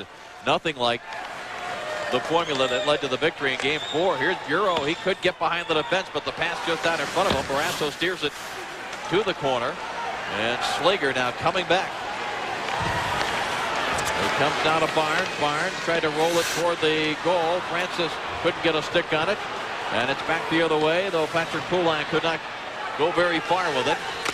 Here is Barnes. Drops it back. It comes now center ice for Francis. Ron Francis tries to hand it out to Stu Barnes. Francis follows up, drives the shot off the glove of Moog. Picked up by Warenka. Sends it in deep. Here is Barnes. Taken down by Popovich. Francis tries to roll it in front. Yager can't get free. Francis diving for it. And the Canadiens break back 3-on-2. Malakoff into the zone. Had it knocked away. Malakoff now takes down Warenka. Ignored the puck, and I think it's going to be a penalty against Malakoff. A delayed call here, Brian. Yeah, probably going to be interference. It might be tripping, but Malakoff was down low inside the zone. Got a little bit frustrated. Right now he's got a little smile and a bit of a laugh for Mick Magoo. Obviously not agreeing with the call, but he got caught down deep, and he started fencing a little bit with a couple of Pittsburgh players, specifically Brad Warenka, and it'll cost him 2 minutes. Power play for the Pittsburgh Penguins, obviously big. They're down 2-0. They need to get something going. Here's the penalty of Malakoff. Yeah, there's the call right there. Pretty obvious. Warenka hadn't touched the puck. Malakoff getting a little carried away. But Pittsburgh, interestingly, starting the second unit on the power play. I think this has to do with it being the second period. If they can get the puck down deep, wear out those penalty killers a little bit for Montreal, it's a long way to the bench. Here's a steal, and Brown put it toward the net. Olchuk, I don't know if he got a piece of that, but Moog did. Back to the line, a shot and a save by Moog. That was driven hard from the left point by Yuri Slager. Slager rolls it off now to Rob Brown. Brown top of the circle. His shot deflects between the circles. Line couldn't get a stick on it. Slager has it again. Sends it now to Warenka. He's open. Drives the shot. That was blocked by Dom Foose. Rob Brown was knocked to the ice. Line controlling now for the Penguins. Lang sends it across. Warenka has it now. Back it goes to Lang. Out to the line, and it missed Slager's stick. Montreal doing a terrific job of getting in the shooting lanes. You could see how many pucks were blocked outright or deflected off to the side. There was nothing to shoot at for Pittsburgh. Here's Brown, wanted to center for Francis, who just came off the bench. Dom Foose plays it up the boards. It is held in. Warenka Hangs on toward the net, deflected by Brown. Francis in front for Brown, steered aside. And the Canadiens get to it, and Domfus may look to go with it shorthanded here. Oh, did he take a hit from Warenka as he dumped it into the Pittsburgh zone. Well, Pittsburgh with some good sustained time there. I was kind of surprised that maybe they wouldn't go for the quick change and get that fresh unit out there. But Montreal has been able to get some fresh guys out there. Again, this is the second period, a long ways from their bench on this penalty kill. Here is Jágr. Jágr taking it deep. Big power play for Pittsburgh. They trail 2-0 on home ice here in Game 5. It goes to Jágr with the hash mark. It is picked up by Francis. He bans on the shot. Loose puck comes out to Recchi, and he gets it over the glove of Olesen. Ronnie Francis a little unlucky there. The puck just started to roll, and it stopped sliding. So it went into his feet a little bit. That, along with the fact that Zalapsky hooked him on the arm just at the last second. Good scoring chance goes to nothing. Good play by Koivu to knock it away from Barnes down the ice. 4.5 left in the period, and only a couple of seconds before Malakoff comes out. So an excellent job by the Canadian penalty killers. Martin Straka snaps it ahead for Jágr, and the play offside, and then Jágr bumped to the ice by Rebet. Penguins do not convert on the power play. It stays 2-0. Torpedo back in the studio. The Caps have had a history of blowing 3-1 leads in playoff series. And Boston in this one, handing it to the Caps. Rod DeMaio out of the mess in the corner. Beats away the goalie 3-0 Boston after 2. All right, Bill, thanks very much. We are back, and so is Scott Thornton. That is good to see. It looks like he took a couple of stitches just under that left eye. Almost looks like they might actually be on the lower eyelid. So thank goodness it wasn't any more serious, Brian, than that. Yeah, it looked like that was from the end of the stick. That was the injury where he was up against Tyler Wright right off the faceoff, and it looked like the butt end of the stick stuck out and got underneath the eye of Thornton when he saw it right now. Here is Straka now waiting. Hands it off. And Tamer puts it behind Moog, who directs traffic to let the Canadian defense know where that puck was going to be. Ulanov plays it along the left wing side. Patrick Poulin is checked by Sean Pronger. Now Jonas Höglund. Höglund snaps the shot. Barrasso steers that aside. Thornton gets to it. Plays it along the boards. Pronger could not control. Here's Poulin, a centering attempt. Loose puck was there. Penguins cleared it. Now it comes to Ian Moran. Pronger helping out. It is slid across the zone there as Rozov took a hit on the far side. Pittsburgh doesn't have much life right now. I don't know if it's the fans that are going to help them first. I kind of doubt it. Somebody's going to have to add some excitement to this game to get everybody in. Urzynski with a good rush there, and a backhander was stopped by Barrasso. Back comes Robert Lang, but as much speed as the Canadiens had offensively, they get back defensively quickly. Now come back on the rush again. Stevenson circles the net. Wrap around. That was stopped by Barrasso. Centering pass for Urzynski. That was stopped. Brings ball with a backhander. Barrasso squeezes the pads together as the Canadiens on the rush trying to take a commanding 3-0 lead, and that gives us a chance to go to our Coors Light storyline. Brisebois and Corson with the goals a minute 29 apart.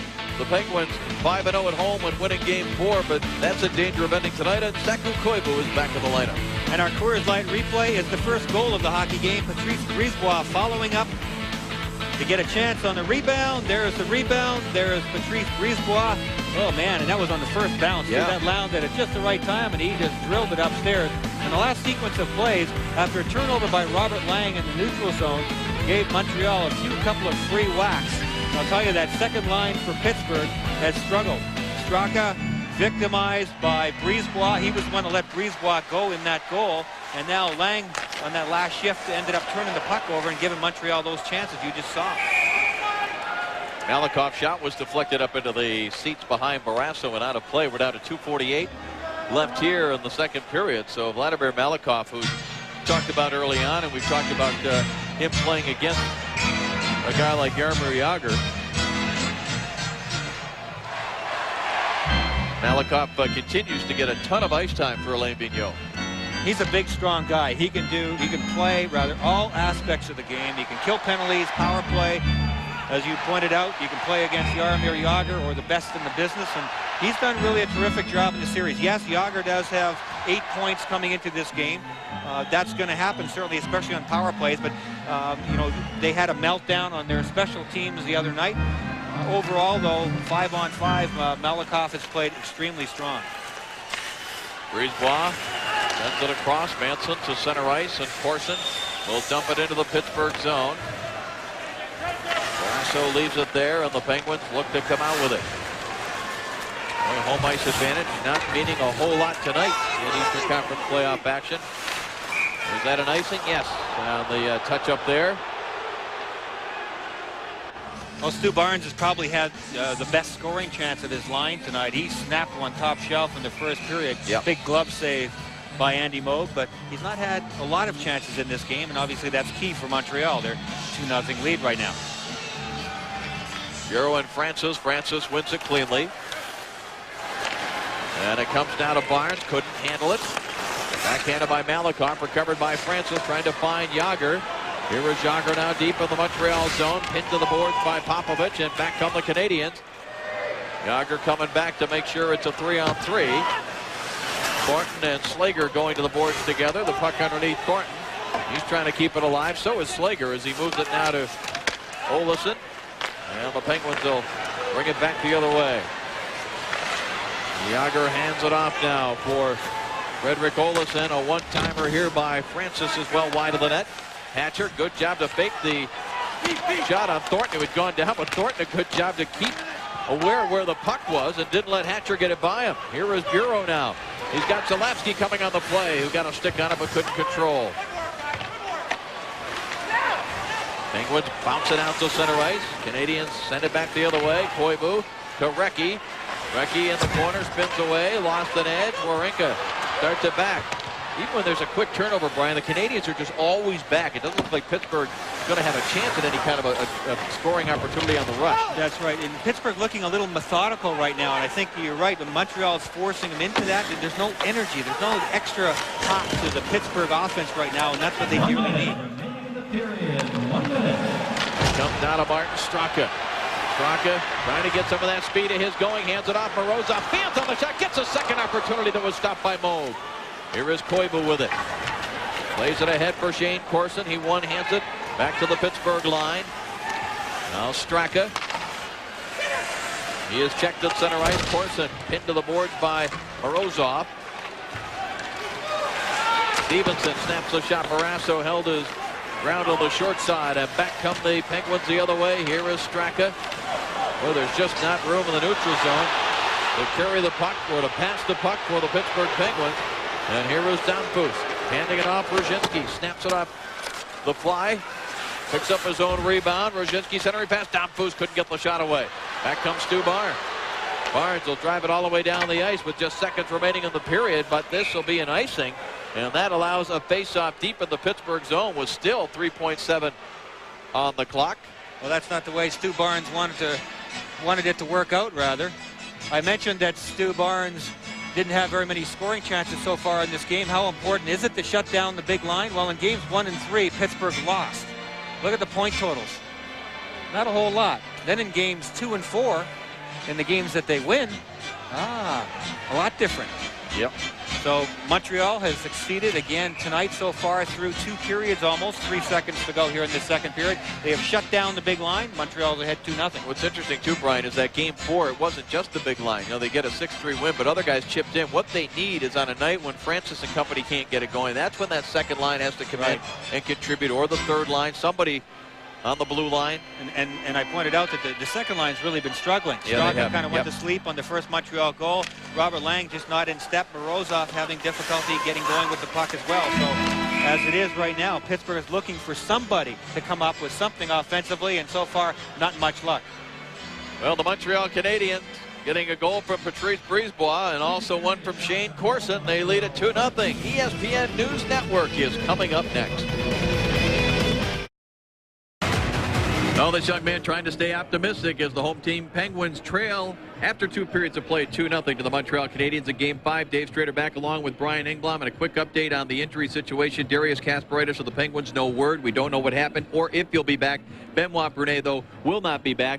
Now, the 2 goals that were scored, Brian, of course, defensive coverage so important in a tight game. Absolutely. Montreal accomplished what they wanted to twice. Pittsburgh Penguins just a little bit sloppy defensively.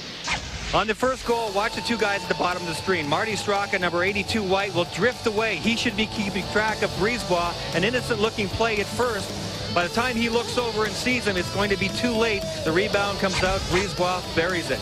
And on the second goal, Mark Recchi with great job finishing the play physically, turning the puck over, and he'll drop the puck to Corson. Corson will look to the left. It freezes everybody, including Tom Barrasso, and he just snapped that one inside the far post, and that was 2-0. Here's the shots we're talking. Montreal inside the slot and outside the slot. Of course, one of those rebound goal, and one of them straight in. Well, it's been important to have the lead after 2 periods of play. Montreal's had it twice, and they've won both games. They have it for the 3rd time. Will that be the charm again? We'll see in the 3rd. Straight ahead. Welcome you back here to Pittsburgh, and the Penguins better find some fire on ice. It's been the Montreal Canadiens, and once again, we've seen Zarley Zalapski, that 3rd defenseman, playing as a forward, shadowing Jaromir Jagr. Yeah, they've done a nice job of getting him on the ice as often as possible, seeing as how they are the visitors and do not have the last change. And Jaromir Jagr, 19 minutes and 21 seconds so far, and down 2-0. You know he's going to get a ton of ice time in this 3rd period. Kevin Constantine's got to get his big line out there as often as possible, and he's got to get the troops fired up. I'm sure they were addressing that in the 2nd period intermission. They just have not shown a whole lot of life.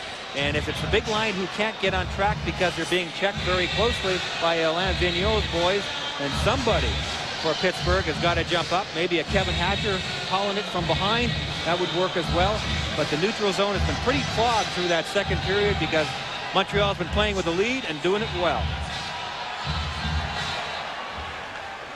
3rd period is underway, and it is dumped in by Popovich as it's picked up by Slager. Slager plays it back now around the boards in the Pittsburgh zone. Slager, under some pressure there, was bumped off the puck, but it's picked up by Olesen. Penguins down 2-0 against this Montreal team that plays so well on the road and plays well when they have the lead.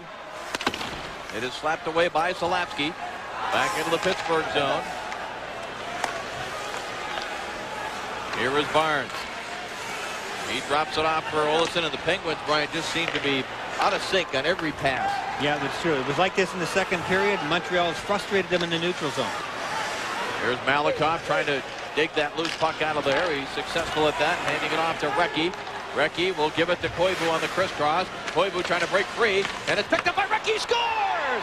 Mark Recchi's first goal of this series, and it's a huge one to give Montreal a 3-0 lead.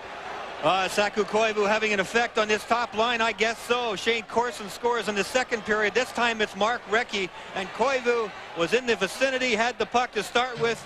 He triggers it as Recchi with his first goal in this series. A good drop pass and crisscrossing always will screw up the defense on the opposition. They had trouble tracking it, and Recchi gets turned around, or gets faced towards the net exactly the right time, right on his stick. What a pass by Saku Koivu.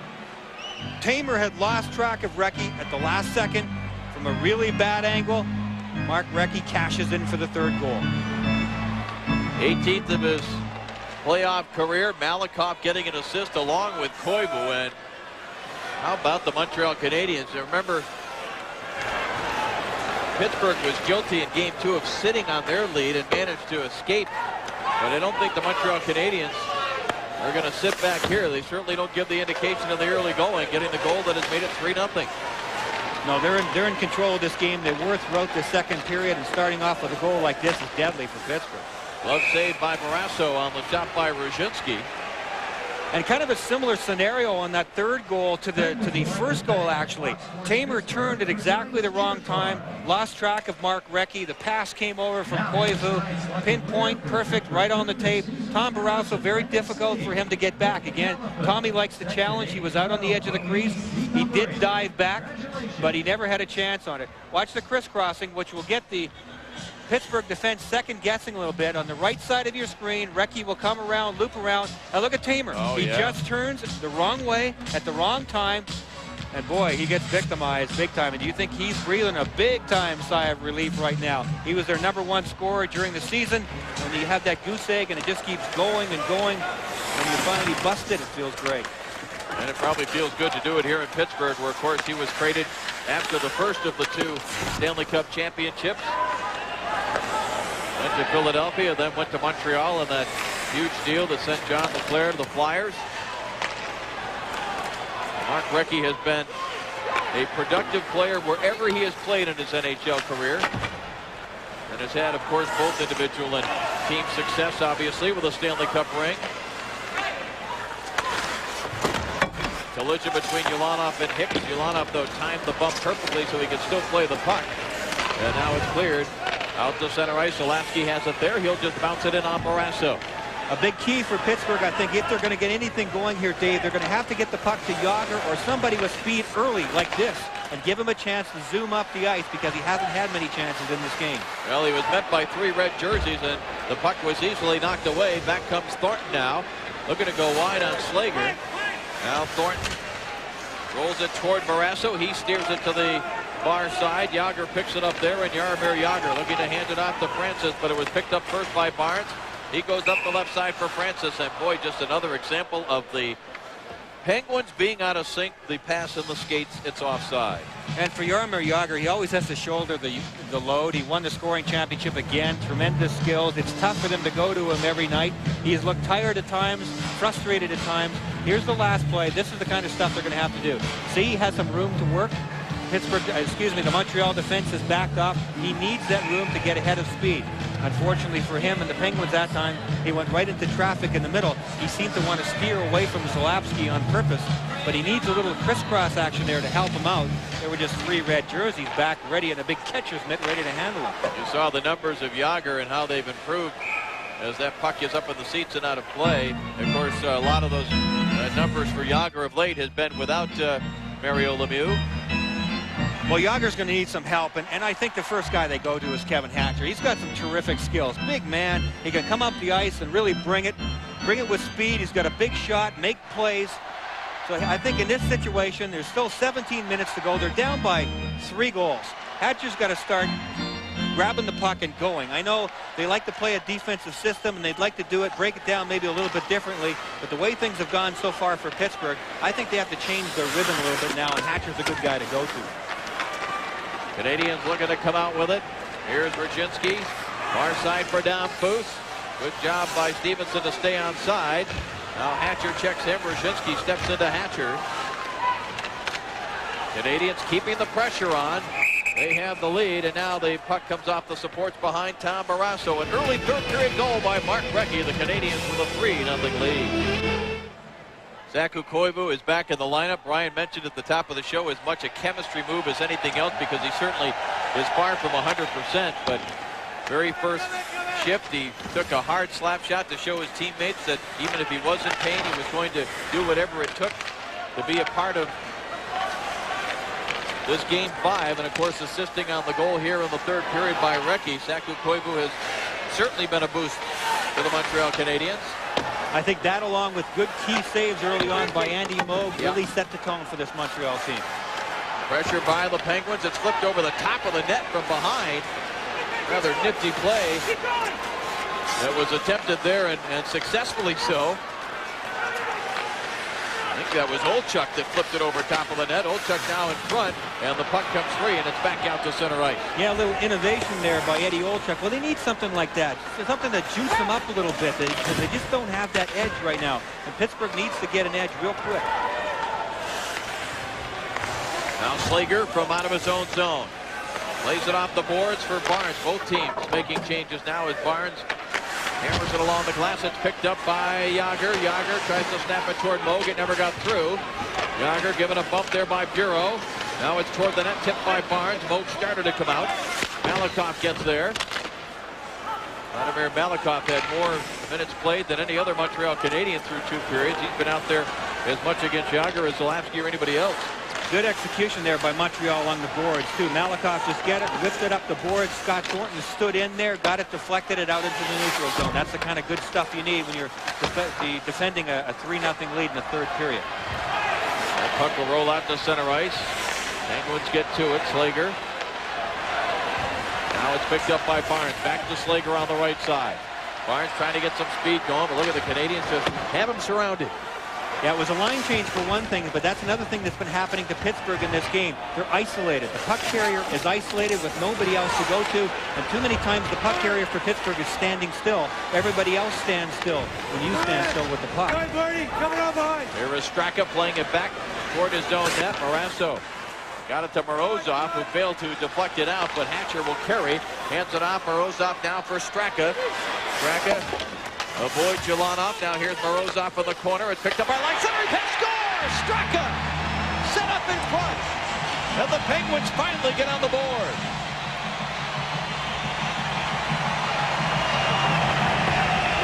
Well, Marty Straka helps redeem himself here. We pointed out the fact that he missed his check on the Brisebois goal. And this second line for Pittsburgh makes something out of nothing. Straka will go down low. Morozov will get it. Straka will just loop out. It'll go to Lang, 20 White. He'll tip it between his feet. Real nice move. Slick one by Robert Lang. Watch Lang, 20. Get it. Just touch it in between. All alone, Marty Straka. They're finally on the board, and you can feel a sigh of relief. Momentum.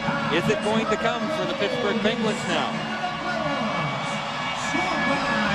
7th playoff goal of his career for Martin Straka. And there still is a lot of time on this clock for this Pittsburgh team. And the crowd has reappeared now, too. Yes, absolutely. They've been out of it for pretty much over a period. Now, you pointed out it was the second line, as both Lang and Morozov assisted on the goal by Straka. You can't rely on the big guys all the time. Somebody has to step up. You know the big guys are going to do whatever they can.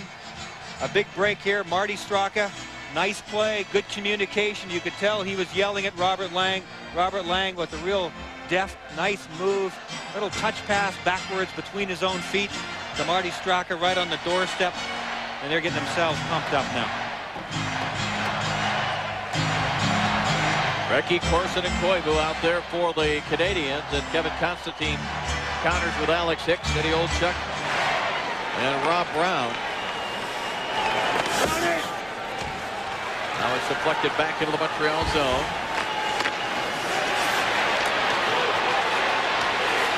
Here is Hicks.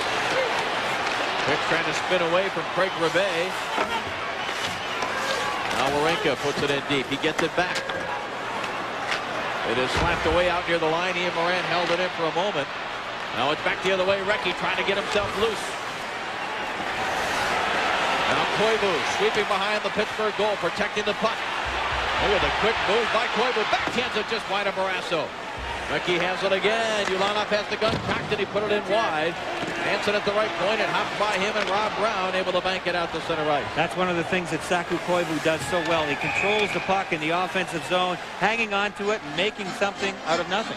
Well, speaking of making something happen, we asked Kevin Hatcher what the formula was for success in their victory in Game 4 up in Montreal.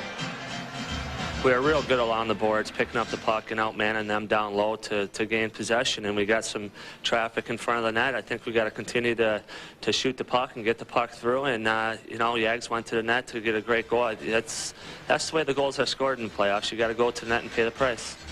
They haven't been able to get to the net as often as they would like in this game. Straka got there all alone on the last goal, and along the boards, actually, it was even for a while, but Montreal had taken it away, certainly in the second half of the second period. It's a lot easier to do that kind of stuff when you're playing with a lead, which Montreal was, but Pittsburgh has got to pick up all those areas that Kevin Hatcher just mentioned. Here is Olesen. Yager is being watched the full length of the ice by Thornton. He has followed him from all the way back down in front of Morasso. Here's Olesen, drives the shot, loads the save. Rebound, scooped up by Barnes. He's checked on the play. Now Yager gets to it.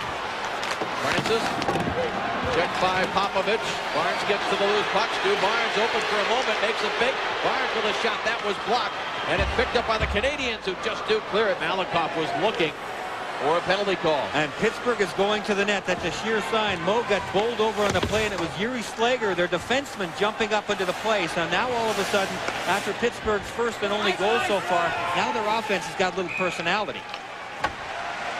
So the touch-up is the icy call, and Andy Moog, he's going to see a lot more traffic with Pittsburgh trying to fight from behind.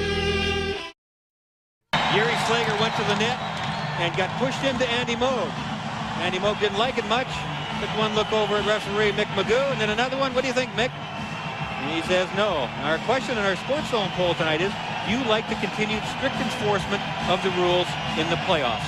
Jump onto the internet, ESPN.com, and give us your vote, please. Well, Andy Moog felt there should have been a penalty there, but he knows he's a veteran. He's been through this. He's been through traffic in front of him. He's been through guys trying to run him over. But the Penguins are doing what they have to do, Brian. Yep. Try to knock him off his game. Well, Slager went to the net. I think he was pushed by the defenseman there, too. I don't think there was any question that that one was not a penalty, but Andy Moog probably didn't know that. Probably didn't care. He's looking for one anyway. That second line is out there for the Penguins. That is accounted for the only goal. It is Tamer and Hatcher out there defensively. All alone in front is Domfus. He may have had more time, but tried to quickly redirect it. Boy, how is he so open? And the pressure continues for Montreal. Line now along the boards. Morozov able to clear. Straka trying to get to it. Good read there by Manson. Now here is Lang again. Lays it to the boards. And it is cleared by the Canadiens. Domfus. Look out here. A hit coming. Stevenson by Ian Moran. And now the Penguins looking to come out of their own zone. And Warenka looking for someone open. Can't find anybody. That is picked off by Ulanov in the Canadian zone. Now Ulanov again. Center ice. Koivu couldn't get a stick on it. It's recovered. Penguins try to come back on the attack. But again, the Canadiens so solid, Brian. Rive made a great play there. He came up and attacked Hicks right at the blue line. Never gave him an inch to get any speed going or get the puck in deep. Turned it over again right outside the blue line and out.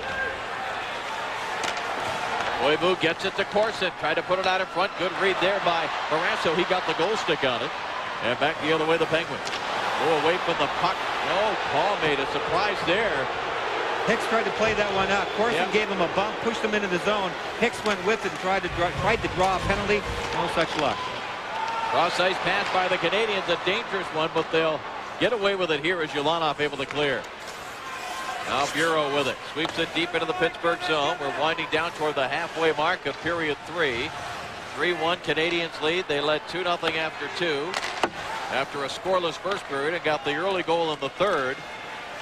Before the Penguins finally able to answer on a goal by Straka. Francis bumped off the puck, and it's picked up by Slager. He fakes the shot. He goes wide on Popovich. Slager circling, rolls it out in front, and Jagr could not get a stick on it. Now Jagr gets control. Hands it off. Slager, long one-timer, missed the net. Around the boards, Olesen and Popovich got there at about the same time. Now Francis helping out. Puck controlled by Jagr, but he could not keep it in. Jagr able to get it to Barnes. He dumps it to the right of Mo Popovich. The defenseman back there without a stick, and Lang able to steal the puck because of that. Comes to Tamer, and shot redirected wide.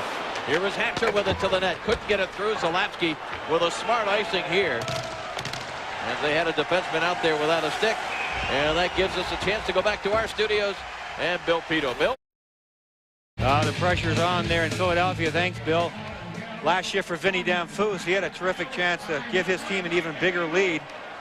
The Pittsburgh defense got crossed up. Both of them you can see over on one side. Look at Vinny Damphousse all alone. He tried to go for the one-timer, redirected as no way that Barrasso would have been able to get over in time, but it looked like it hopped over his stick. Let's get to our Bolson Ice League leaders. Speaking of Vinny Damphousse and Jaromir Jagr, they are up there among the leading playoff scorers. Of course, Peter Forsberg leading the way with those 11 points. Vinny Damphousse, 6 goals and 18 points in 29 career games against Tom Barrasso. Getting off to a good start in game 1 and getting some points on the board, I think really cleared his head and gave him some confidence, and that was critical for Montreal because they need 2 lines going. And now with Saku Koivu back in the lineup especially, that first line is really running on all cylinders here tonight, and Damphouse's line has been doing a nice job the whole series so far. Here is Straka to Morozov. Morozov tried to go back to line. Wierzynski anticipated that and puts it all the way down the ice. This will be another icing call. On the touch-up by Warenka, it's a 2-goal advantage for the Montreal Canadiens as one of these teams will lead 3 games to 2 when this one's over. We'll continue with Game 5 coverage in a moment. There were 14 players that scored at least 30 goals in the regular season that participated in the playoffs. Mark Recchi, one of them. He and Peter Bondra of the Capitals, Jeff Friesen of the Sharks were the only ones going into action tonight of those 14 30-goal scorers that did not have a playoff goal. But, of course, Recchi has gotten himself on the board with a goal tonight. And, of course, in fairness to Peter Bondra, he's been injured. It's a great sign for Montreal. Oh. Getting Recchi going and putting one in the net. And that line just has chemistry again. You can tell. Yeah. Koivu started the game. Corson, Koivu, and Recchi have had chemistry all year, and they've shown it here in this game. And just the energy that Koivu gives you, those great moves, yep. The way he darts in and out. Puck control. Yep. This is Slager. And again, just to update you, we have had no update on the Kasparaitis injury that happened apparently in the first period. Benoit Brunet, who went out with either a bad arm or a bad shoulder after he took a hit in the second period, we are told will not be back. Scott Thornton did come back. He Yes, was he the did. other one that was hurt for a while. He got a couple of stitches and did return.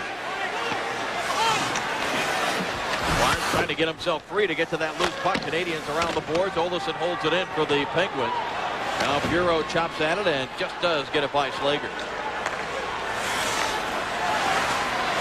Here's Jaromir Jagr waiting for the line change to finish.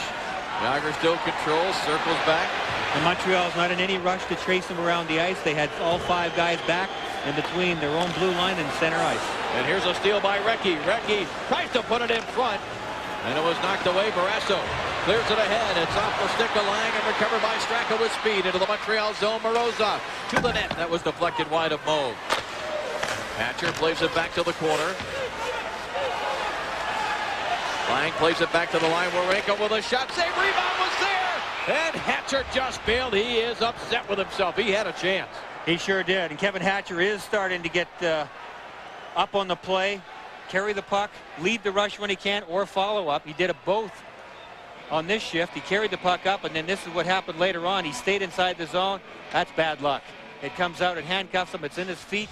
He tried to either kick it up to his stick or kick it towards the net and then just touch it. Look at that. Oh, man. That close. But Hatcher has to do that. Andy Moog has been sharp. Kevin Hatcher, 3 goals and 15 points in 24 games against Andy Moog. So he probably feels like he has a little bit of a formula and knows what he can do against Andy. Oh, that eye looks rough, doesn't it? Ouch. Doesn't look like it's getting any better. Dave Strader along with Brian Engblom on our Fire on Ice coverage of the Stanley Cup playoffs, continuing here with Game 5 of this Eastern Conference quarterfinal series. And this face-off deep in the Montreal zone, 7.5 on the clock here in the third period. Olchuk and Damphus, and backhanded by Brown right through the crease. Picked up by Turner Stevenson. He'll push it ahead into the Pittsburgh zone. Ian Moran tried to reverse it. Collides there with Stevenson. Moran jams it around. Now it comes free. Picked up by Brzezinski. He wanted to put it out in front. Canadiens now with some pressure in the Pittsburgh zone. They have the 2-goal lead. A chance here for Damphus was blocked. And Rob Brown slides it ahead. They try to go center ice for Hicks. That was broken up. The Penguins, Brian, just not sharp with their passing. I mean, they've gone through very short bursts where they've had a couple of good passing sequences, but not often enough. Damphus's line got down real deep. All 3 forwards got deep, and I saw a couple of players on the bench stand up, and you can see the coaches yelling a little bit too.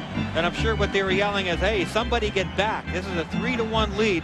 This is not the time for all 3 of our guys to be down deep, but they did a good enough job on it that Pittsburgh was unable to get control of the puck and get an outnumbered attack going the other way. But in this kind of scenario, you have to have one guy hanging back at all times. No outnumbered attacks when you're protecting a lead like this. Mark Bureau gets the stick down burst as the visiting player, but the draw controlled by Barnes. Olsen a drive, loose puck, Jagr digs it free. Oh, and it never got through. He tried to stuff it in on the short side. Moog got a piece of it, and then he got some help from teammates who cleared it out of there. One of the great things about big-time goal scorers is they never give up on the play. Even when other people think it's already in or think it's frozen or think something else, these guys never give up. Jaromir Jagr shaking his head a little bit. Good, smart shot by Freddie Olsen through about 6 sets of legs. Jagr gets a whack at it, loosens it up, goes quick hands, goes from the backhand to the forehand. He only had a second to do it. And it didn't quite go in for him, but he saw it there, and he just stayed with it. There it is. Oh, man, it went under the heel of his stick. Wow.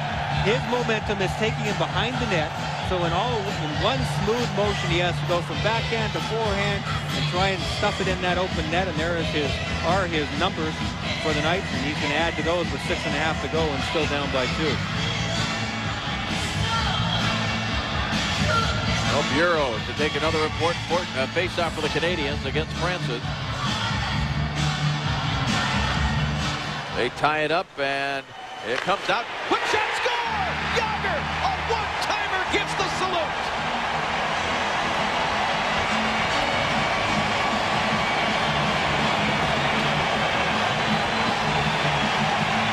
And Andy Moog is extremely slow to get back up on his feet.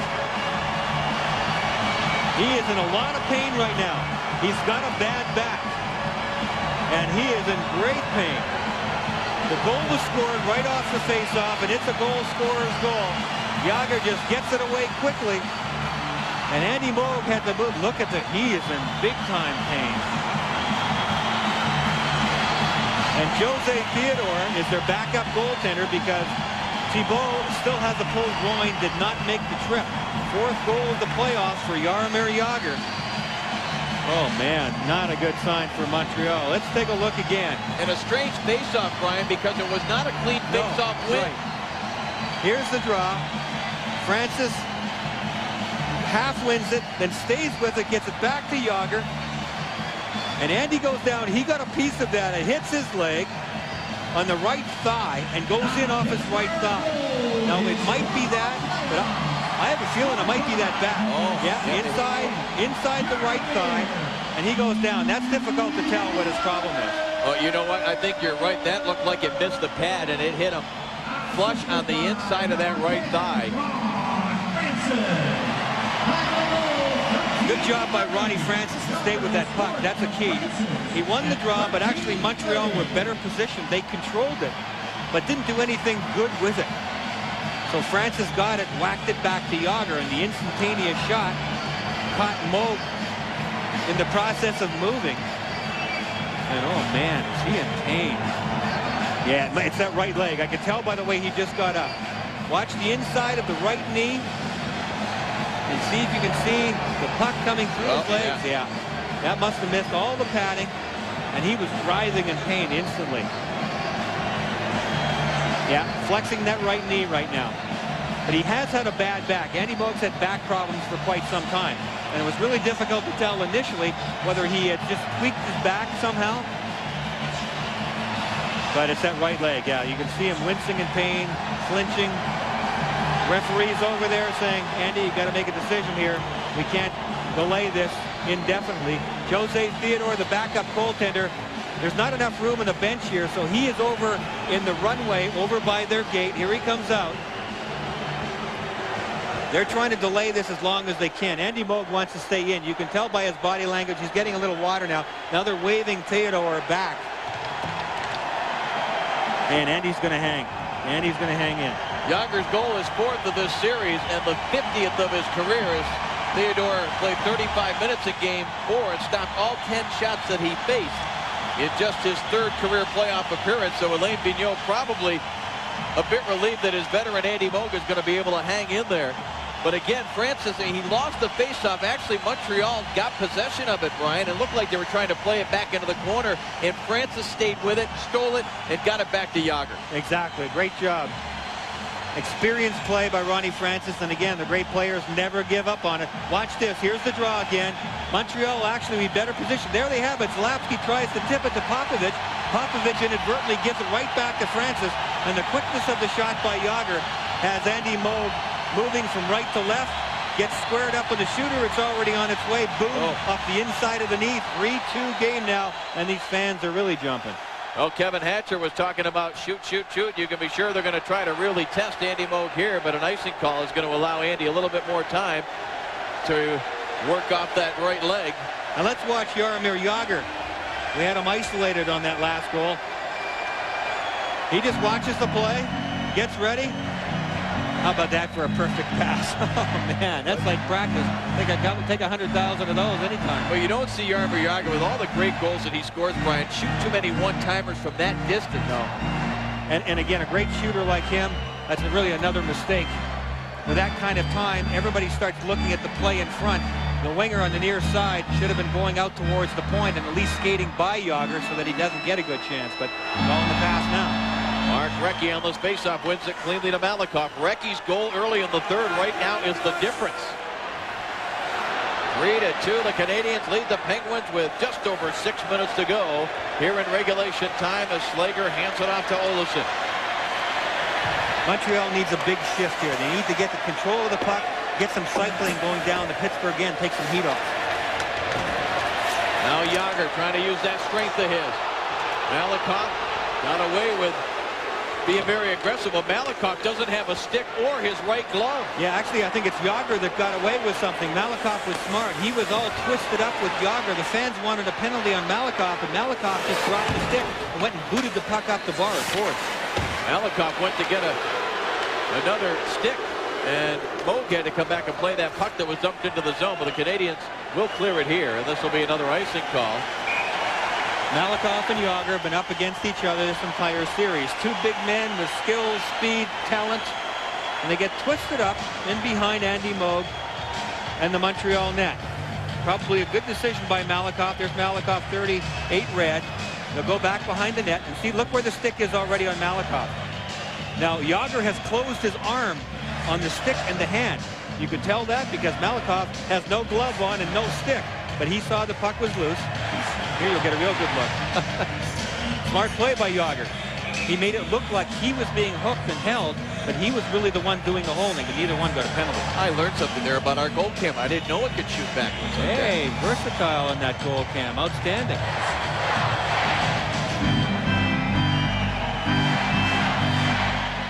Now we got it facing out to take a look at the face-off that's coming from Andy Moog's left.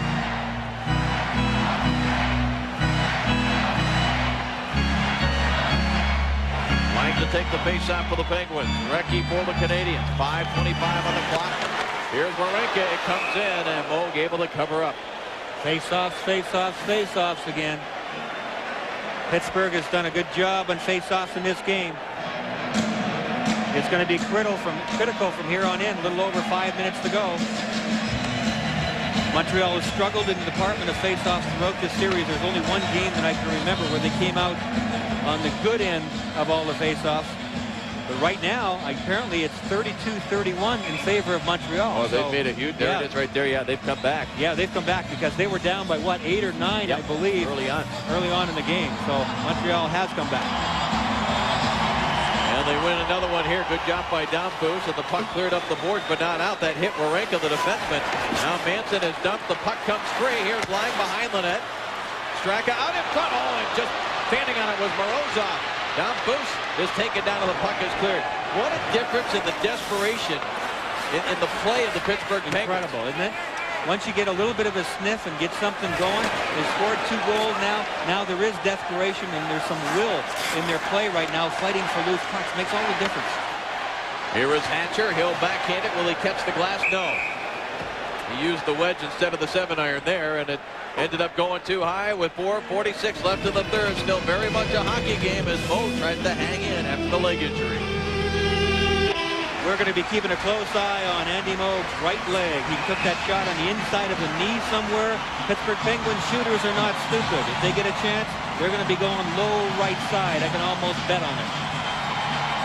Mick Magoo, the referee, had to go over and tell Kevin Constantine as we were coming back from the commercial, come on, Kevin, let's go. Let's get the players out here. Of course, Kevin Constantine, for the most part, plays a shorter bench than Alain Vigneault does, and he certainly wants to get this line of Francis, Barnes, and Jagr out there as much as he can in the final 4:46 of regulation. Pittsburgh's going to want to get some rubber to Andy Moog right now and test and see, because that leg could very easily be stiffening up on him, whether it's a bruise or most likely that's what it is, a bruise. A big knot could be forming right now. Difficult to flex and straighten that knee. In deep for Barnes, does a good job protecting the puck. Puck squirts free now. Olsen back to the line. One time by Slater, saved by Moog. He hung in there and made the save, and the Canadiens clear. And he gets up, flexing that right knee immediately too. And he went down and did make a great play. Made a good save, took away the shot down low, and as he got up, he flexed that knee. So scrambles are going to be critical. He's going to need some help down low in front. If Pittsburgh gets him down in a scramble formation, which Andy can sometimes have problems with anyway, he popped right back up there. That takes a lot of guts. Let's watch him again here. He'll go down, makes the save very nicely, pops right back up as the play went down on the other end of the ice. Yep, right knee sore, all right. That's one of the areas on the scouting chart, if you want to call it that, on Andy Moog, is if you get him down in scrambles. I mean, he's 38 years of age and perhaps is not quite as quick to pop back up as he used to. And with this bad knee now, it's going to make it even more difficult as this game goes on. Now Barnes will step in to take the face-off against Bureau. Barnes won it. It's picked up by Yager to the net. Save made there by Andy Moog. Is Yager very accurate from that angle along the boards. Canadiens clear it back into the Pittsburgh zone. Icing again. Yes, on the touch-up. Well, don't forget, coming up immediately following our coverage here at Game 5 NHL Tonight here on ESPN2, Bill Pito along with Barry Melrose. And that's all coming your way immediately following Player on Ice here from Pittsburgh. Well, the two worst words that Andy Moog could hear right now is goal Pittsburgh.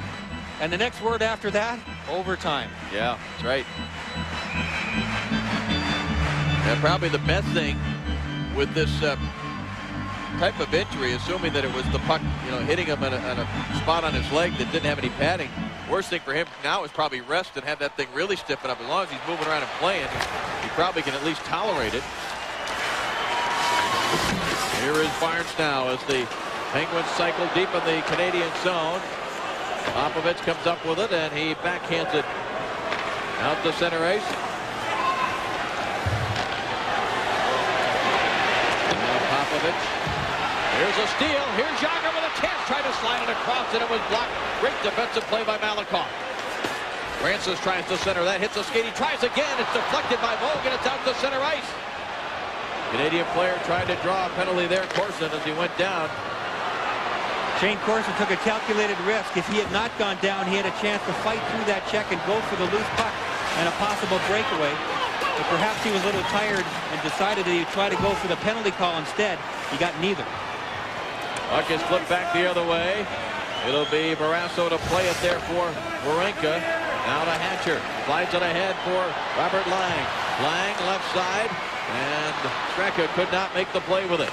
Back the other way, Rushinsky puts it deep into the Pittsburgh zone. Under 3 minutes to go in regulation. 3-2 Canadiens.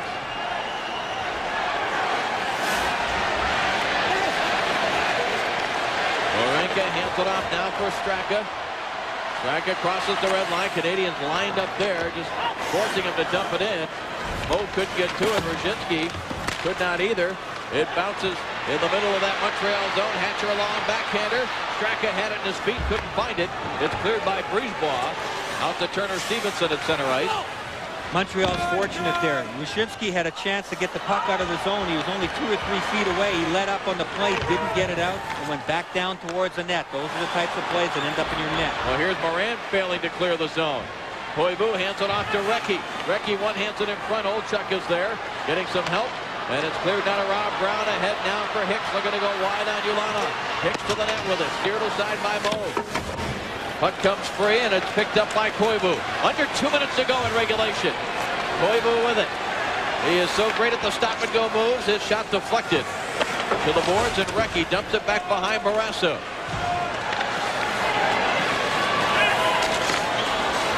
Rob Brown with it. The Penguins will be looking to make a change here and get the big line out. It comes to center ice. Olsen fakes it, now carries into the zone. Plays it ahead for Yager. Popovich checks in. Jágr now tries to kick it free. He does. Side of the net. Rob Brown could not get a stick on it. Jágr is still down. It's picked up by Olesen. Hammers it to the corner. Jágr is there. He makes a move on Ulanov. Now it's picked up by Brown. His centering pass intercepted. And the Canadiens clear. And getting to it first is going to be Don Foos. He breaks it along on Morazzo to the forehead. It's goal! What a great move by Vinny Don Foos.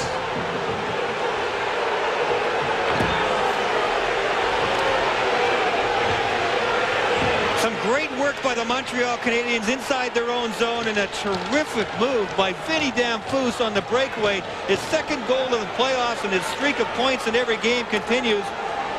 But down low inside their own zone, Mark Bureau will block a shot that is huge. There's Popovich doing some great work along with Ulanov against Jágr along the boards. Bureau had lost his stick out at the blue line, but he would go out and charge. There's Bureau, and he would block a shot which would be critical. It was just before this sequence. Then there's the lob pass. Here goes Vinny Damphousse. This is a goal scorer, folks. Watch this. Frees Barrasso back the other way at full speed. Puts on the brakes partially. Terrific work, Vinny Damphousse. Backhand, back to the forehand. He had Tom Barrasso sliding from his right to his left. Tucked it underneath the arm. What a great goal. Yeah. But it takes good key plays deep inside your own zone to set things up.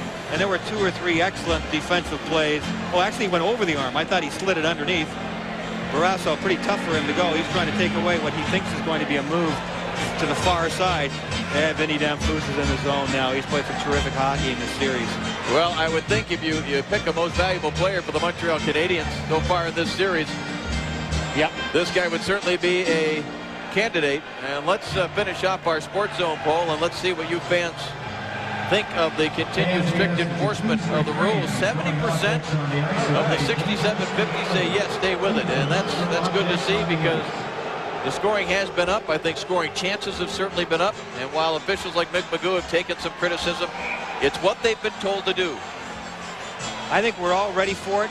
People in the stands, rather, watching on television, even the players themselves, I think they all want to see the game being played the way it's supposed to be played, and that means that you got to mind your P's and Q's even in the playoffs and in crucial situations. And again, we're referring to things like obstruction and the 5-on-3s. There's so many 5-on-3 power plays in the playoffs. The players have to learn that there's going to be no time where they're going to get any freebies out there.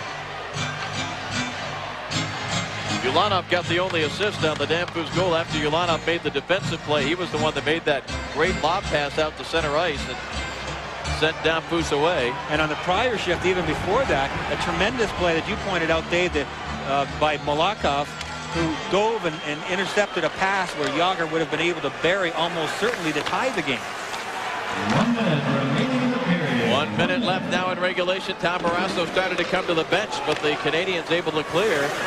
Now it comes to Jágr. Jágr nearly got loose behind the defense. He picks it up. Barrasso gets to the bench. The centering pass across. Picked up. Now to the front. It went off of Francis, and it's cleared out to center ice. Here's Recchi for the open net. He scores his second of the game and second of the series. The big line came to play tonight. Saku Koivu deserves a heck of a lot of credit for being the chemistry, the gel that's held it together. Mark Recchi has had a big night. Koivu was not out on the ice on this last play, but I'll tell you what, he has everything to do with this line playing well. Coming out of the zone, Montreal turns the puck over. Good quickness through the middle there. That's Shane Corson just making sure, gets it ahead to Recchi. He gets to the red line, which is what he has to do. And with no goalie in the net, he knows how to find it. Second of the series, second tonight, as you see, and 19th of his career. Corson the only assist. And there are your 2 goal scorers down the stretch here for the Montreal Canadiens after the Penguins had pulled them within 1. And again, some great defensive plays before the goal was scored. This is one of them I'm talking about. Look at that effort by Malakhov. Barnes was down low. That's who Jágr was trying to go to. That was a great defensive play that would have tied the score. Montreal comes back and scores at the other end. Goal swing. It comes to Hatcher. Hatcher has it knocked away.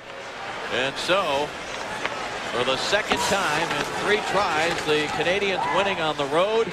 And the Penguins are going to have to equal that task in Montreal on Sunday night, or they're going to have the early exit from the playoffs. And Pittsburgh's going to have to start thinking right now, Dave, about getting off to the same good physical start that they did in Game 4. They were not able to do it here in this game. Neither was Montreal for that reason, because I think the early penalties called by Mick Magoo, which were deserved, took the starch out of both teams. They seemed to get really tentative, and neither team was hitting after that. Much more important right now for Pittsburgh and the position they will be in going up to Montreal for Sunday. They will have to establish it without being undisciplined and without taking penalties. Well, the Penguins, you see, they've been successful since '87, losing only once in the first round, or twice, I should say, in their last 8 appearances. And Kevin Constantine's club will be under the gun Sunday night as the puck is cleared by the Canadiens, and we've got Tyler Wright going after the Montreal player. Might have been Ulanov, and immediately Barrasso comes down the ice. And a little bit of message sending, I'm sure, by the Pittsburgh Penguins. Yeah, some frustration, some message sending, definitely. This one's going to end peacefully from the looks of things. Tommy Barrasso came flying down from the other end. Of course, that's the exit that they go out, to go off the ice. So it's convenient for him to do that, but he was looking for anything to escalate too. See a little tap by Andy Moog to Tommy Barrasso. A little friendly gesture there, and I'll tell you what, a gutsy performance by Andy Moog in more ways than one, because I think that Montreal would have been more than just a little on edge if Andy had to have been pulled after he injured that leg of his.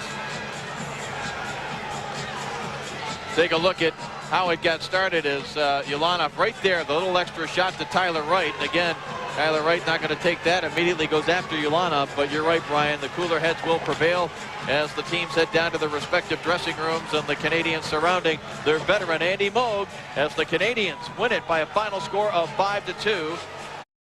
The Canadiens do it again on the road. They win it 5-2. One of the leaders, Vinny Danfus, with a goal and an assist. Before we talk about your performance, Vinny, what did it mean to the team to have Saku Koivu in the lineup? Well, you saw he brings another dimension to our team. I mean, that line was outstanding tonight. He controls the puck so well. He's got great moves, and you know, in the middle, he feeds Recchi and Corson very well. And that line was outstanding all year, so it's great to have him back. Even with a bad hand, he was outstanding. Everything was going so well, Vinny, for you guys, and then they started to narrow the gap. Were you guys getting a little nervous there? Well, actually, we stayed pretty focused. It was pretty good on the bench. Everybody stayed calm. They threw us off a little bit at the end. They changed their face-off alignment in the offensive zone, and that's how Jagr scored his goal. We got a little confused there, and you know, it almost cost us. But Moog made some big saves at the end, and we were able to control the puck. And you know, I scored the 4 goal, and after that, it was empty netter. We had the game wrapped up. But everybody played really solid towards the end, even though they scored 2. Yeah, and speaking of that goal too, you were away to the races. You got a chance to go on a breakaway. If you look at your monitor, maybe you can talk. Yeah, well, they were caught at the end of their shift. They were pretty tired, and I was flying down the wing. Ulanov saw me, and he flipped the puck, and I was able to get Barrasso to move on one side, come back the other, and put it in the empty net. Well, Benny, congratulations again, at least a point in every game in this series, and you have a chance to go home and wrap it up at the Molson Center. A 5-2 victory for the Montreal Canadiens over the Pittsburgh Penguins here in Pittsburgh in Game 5, and they lead the series 3-2. Let's send it back to our studio.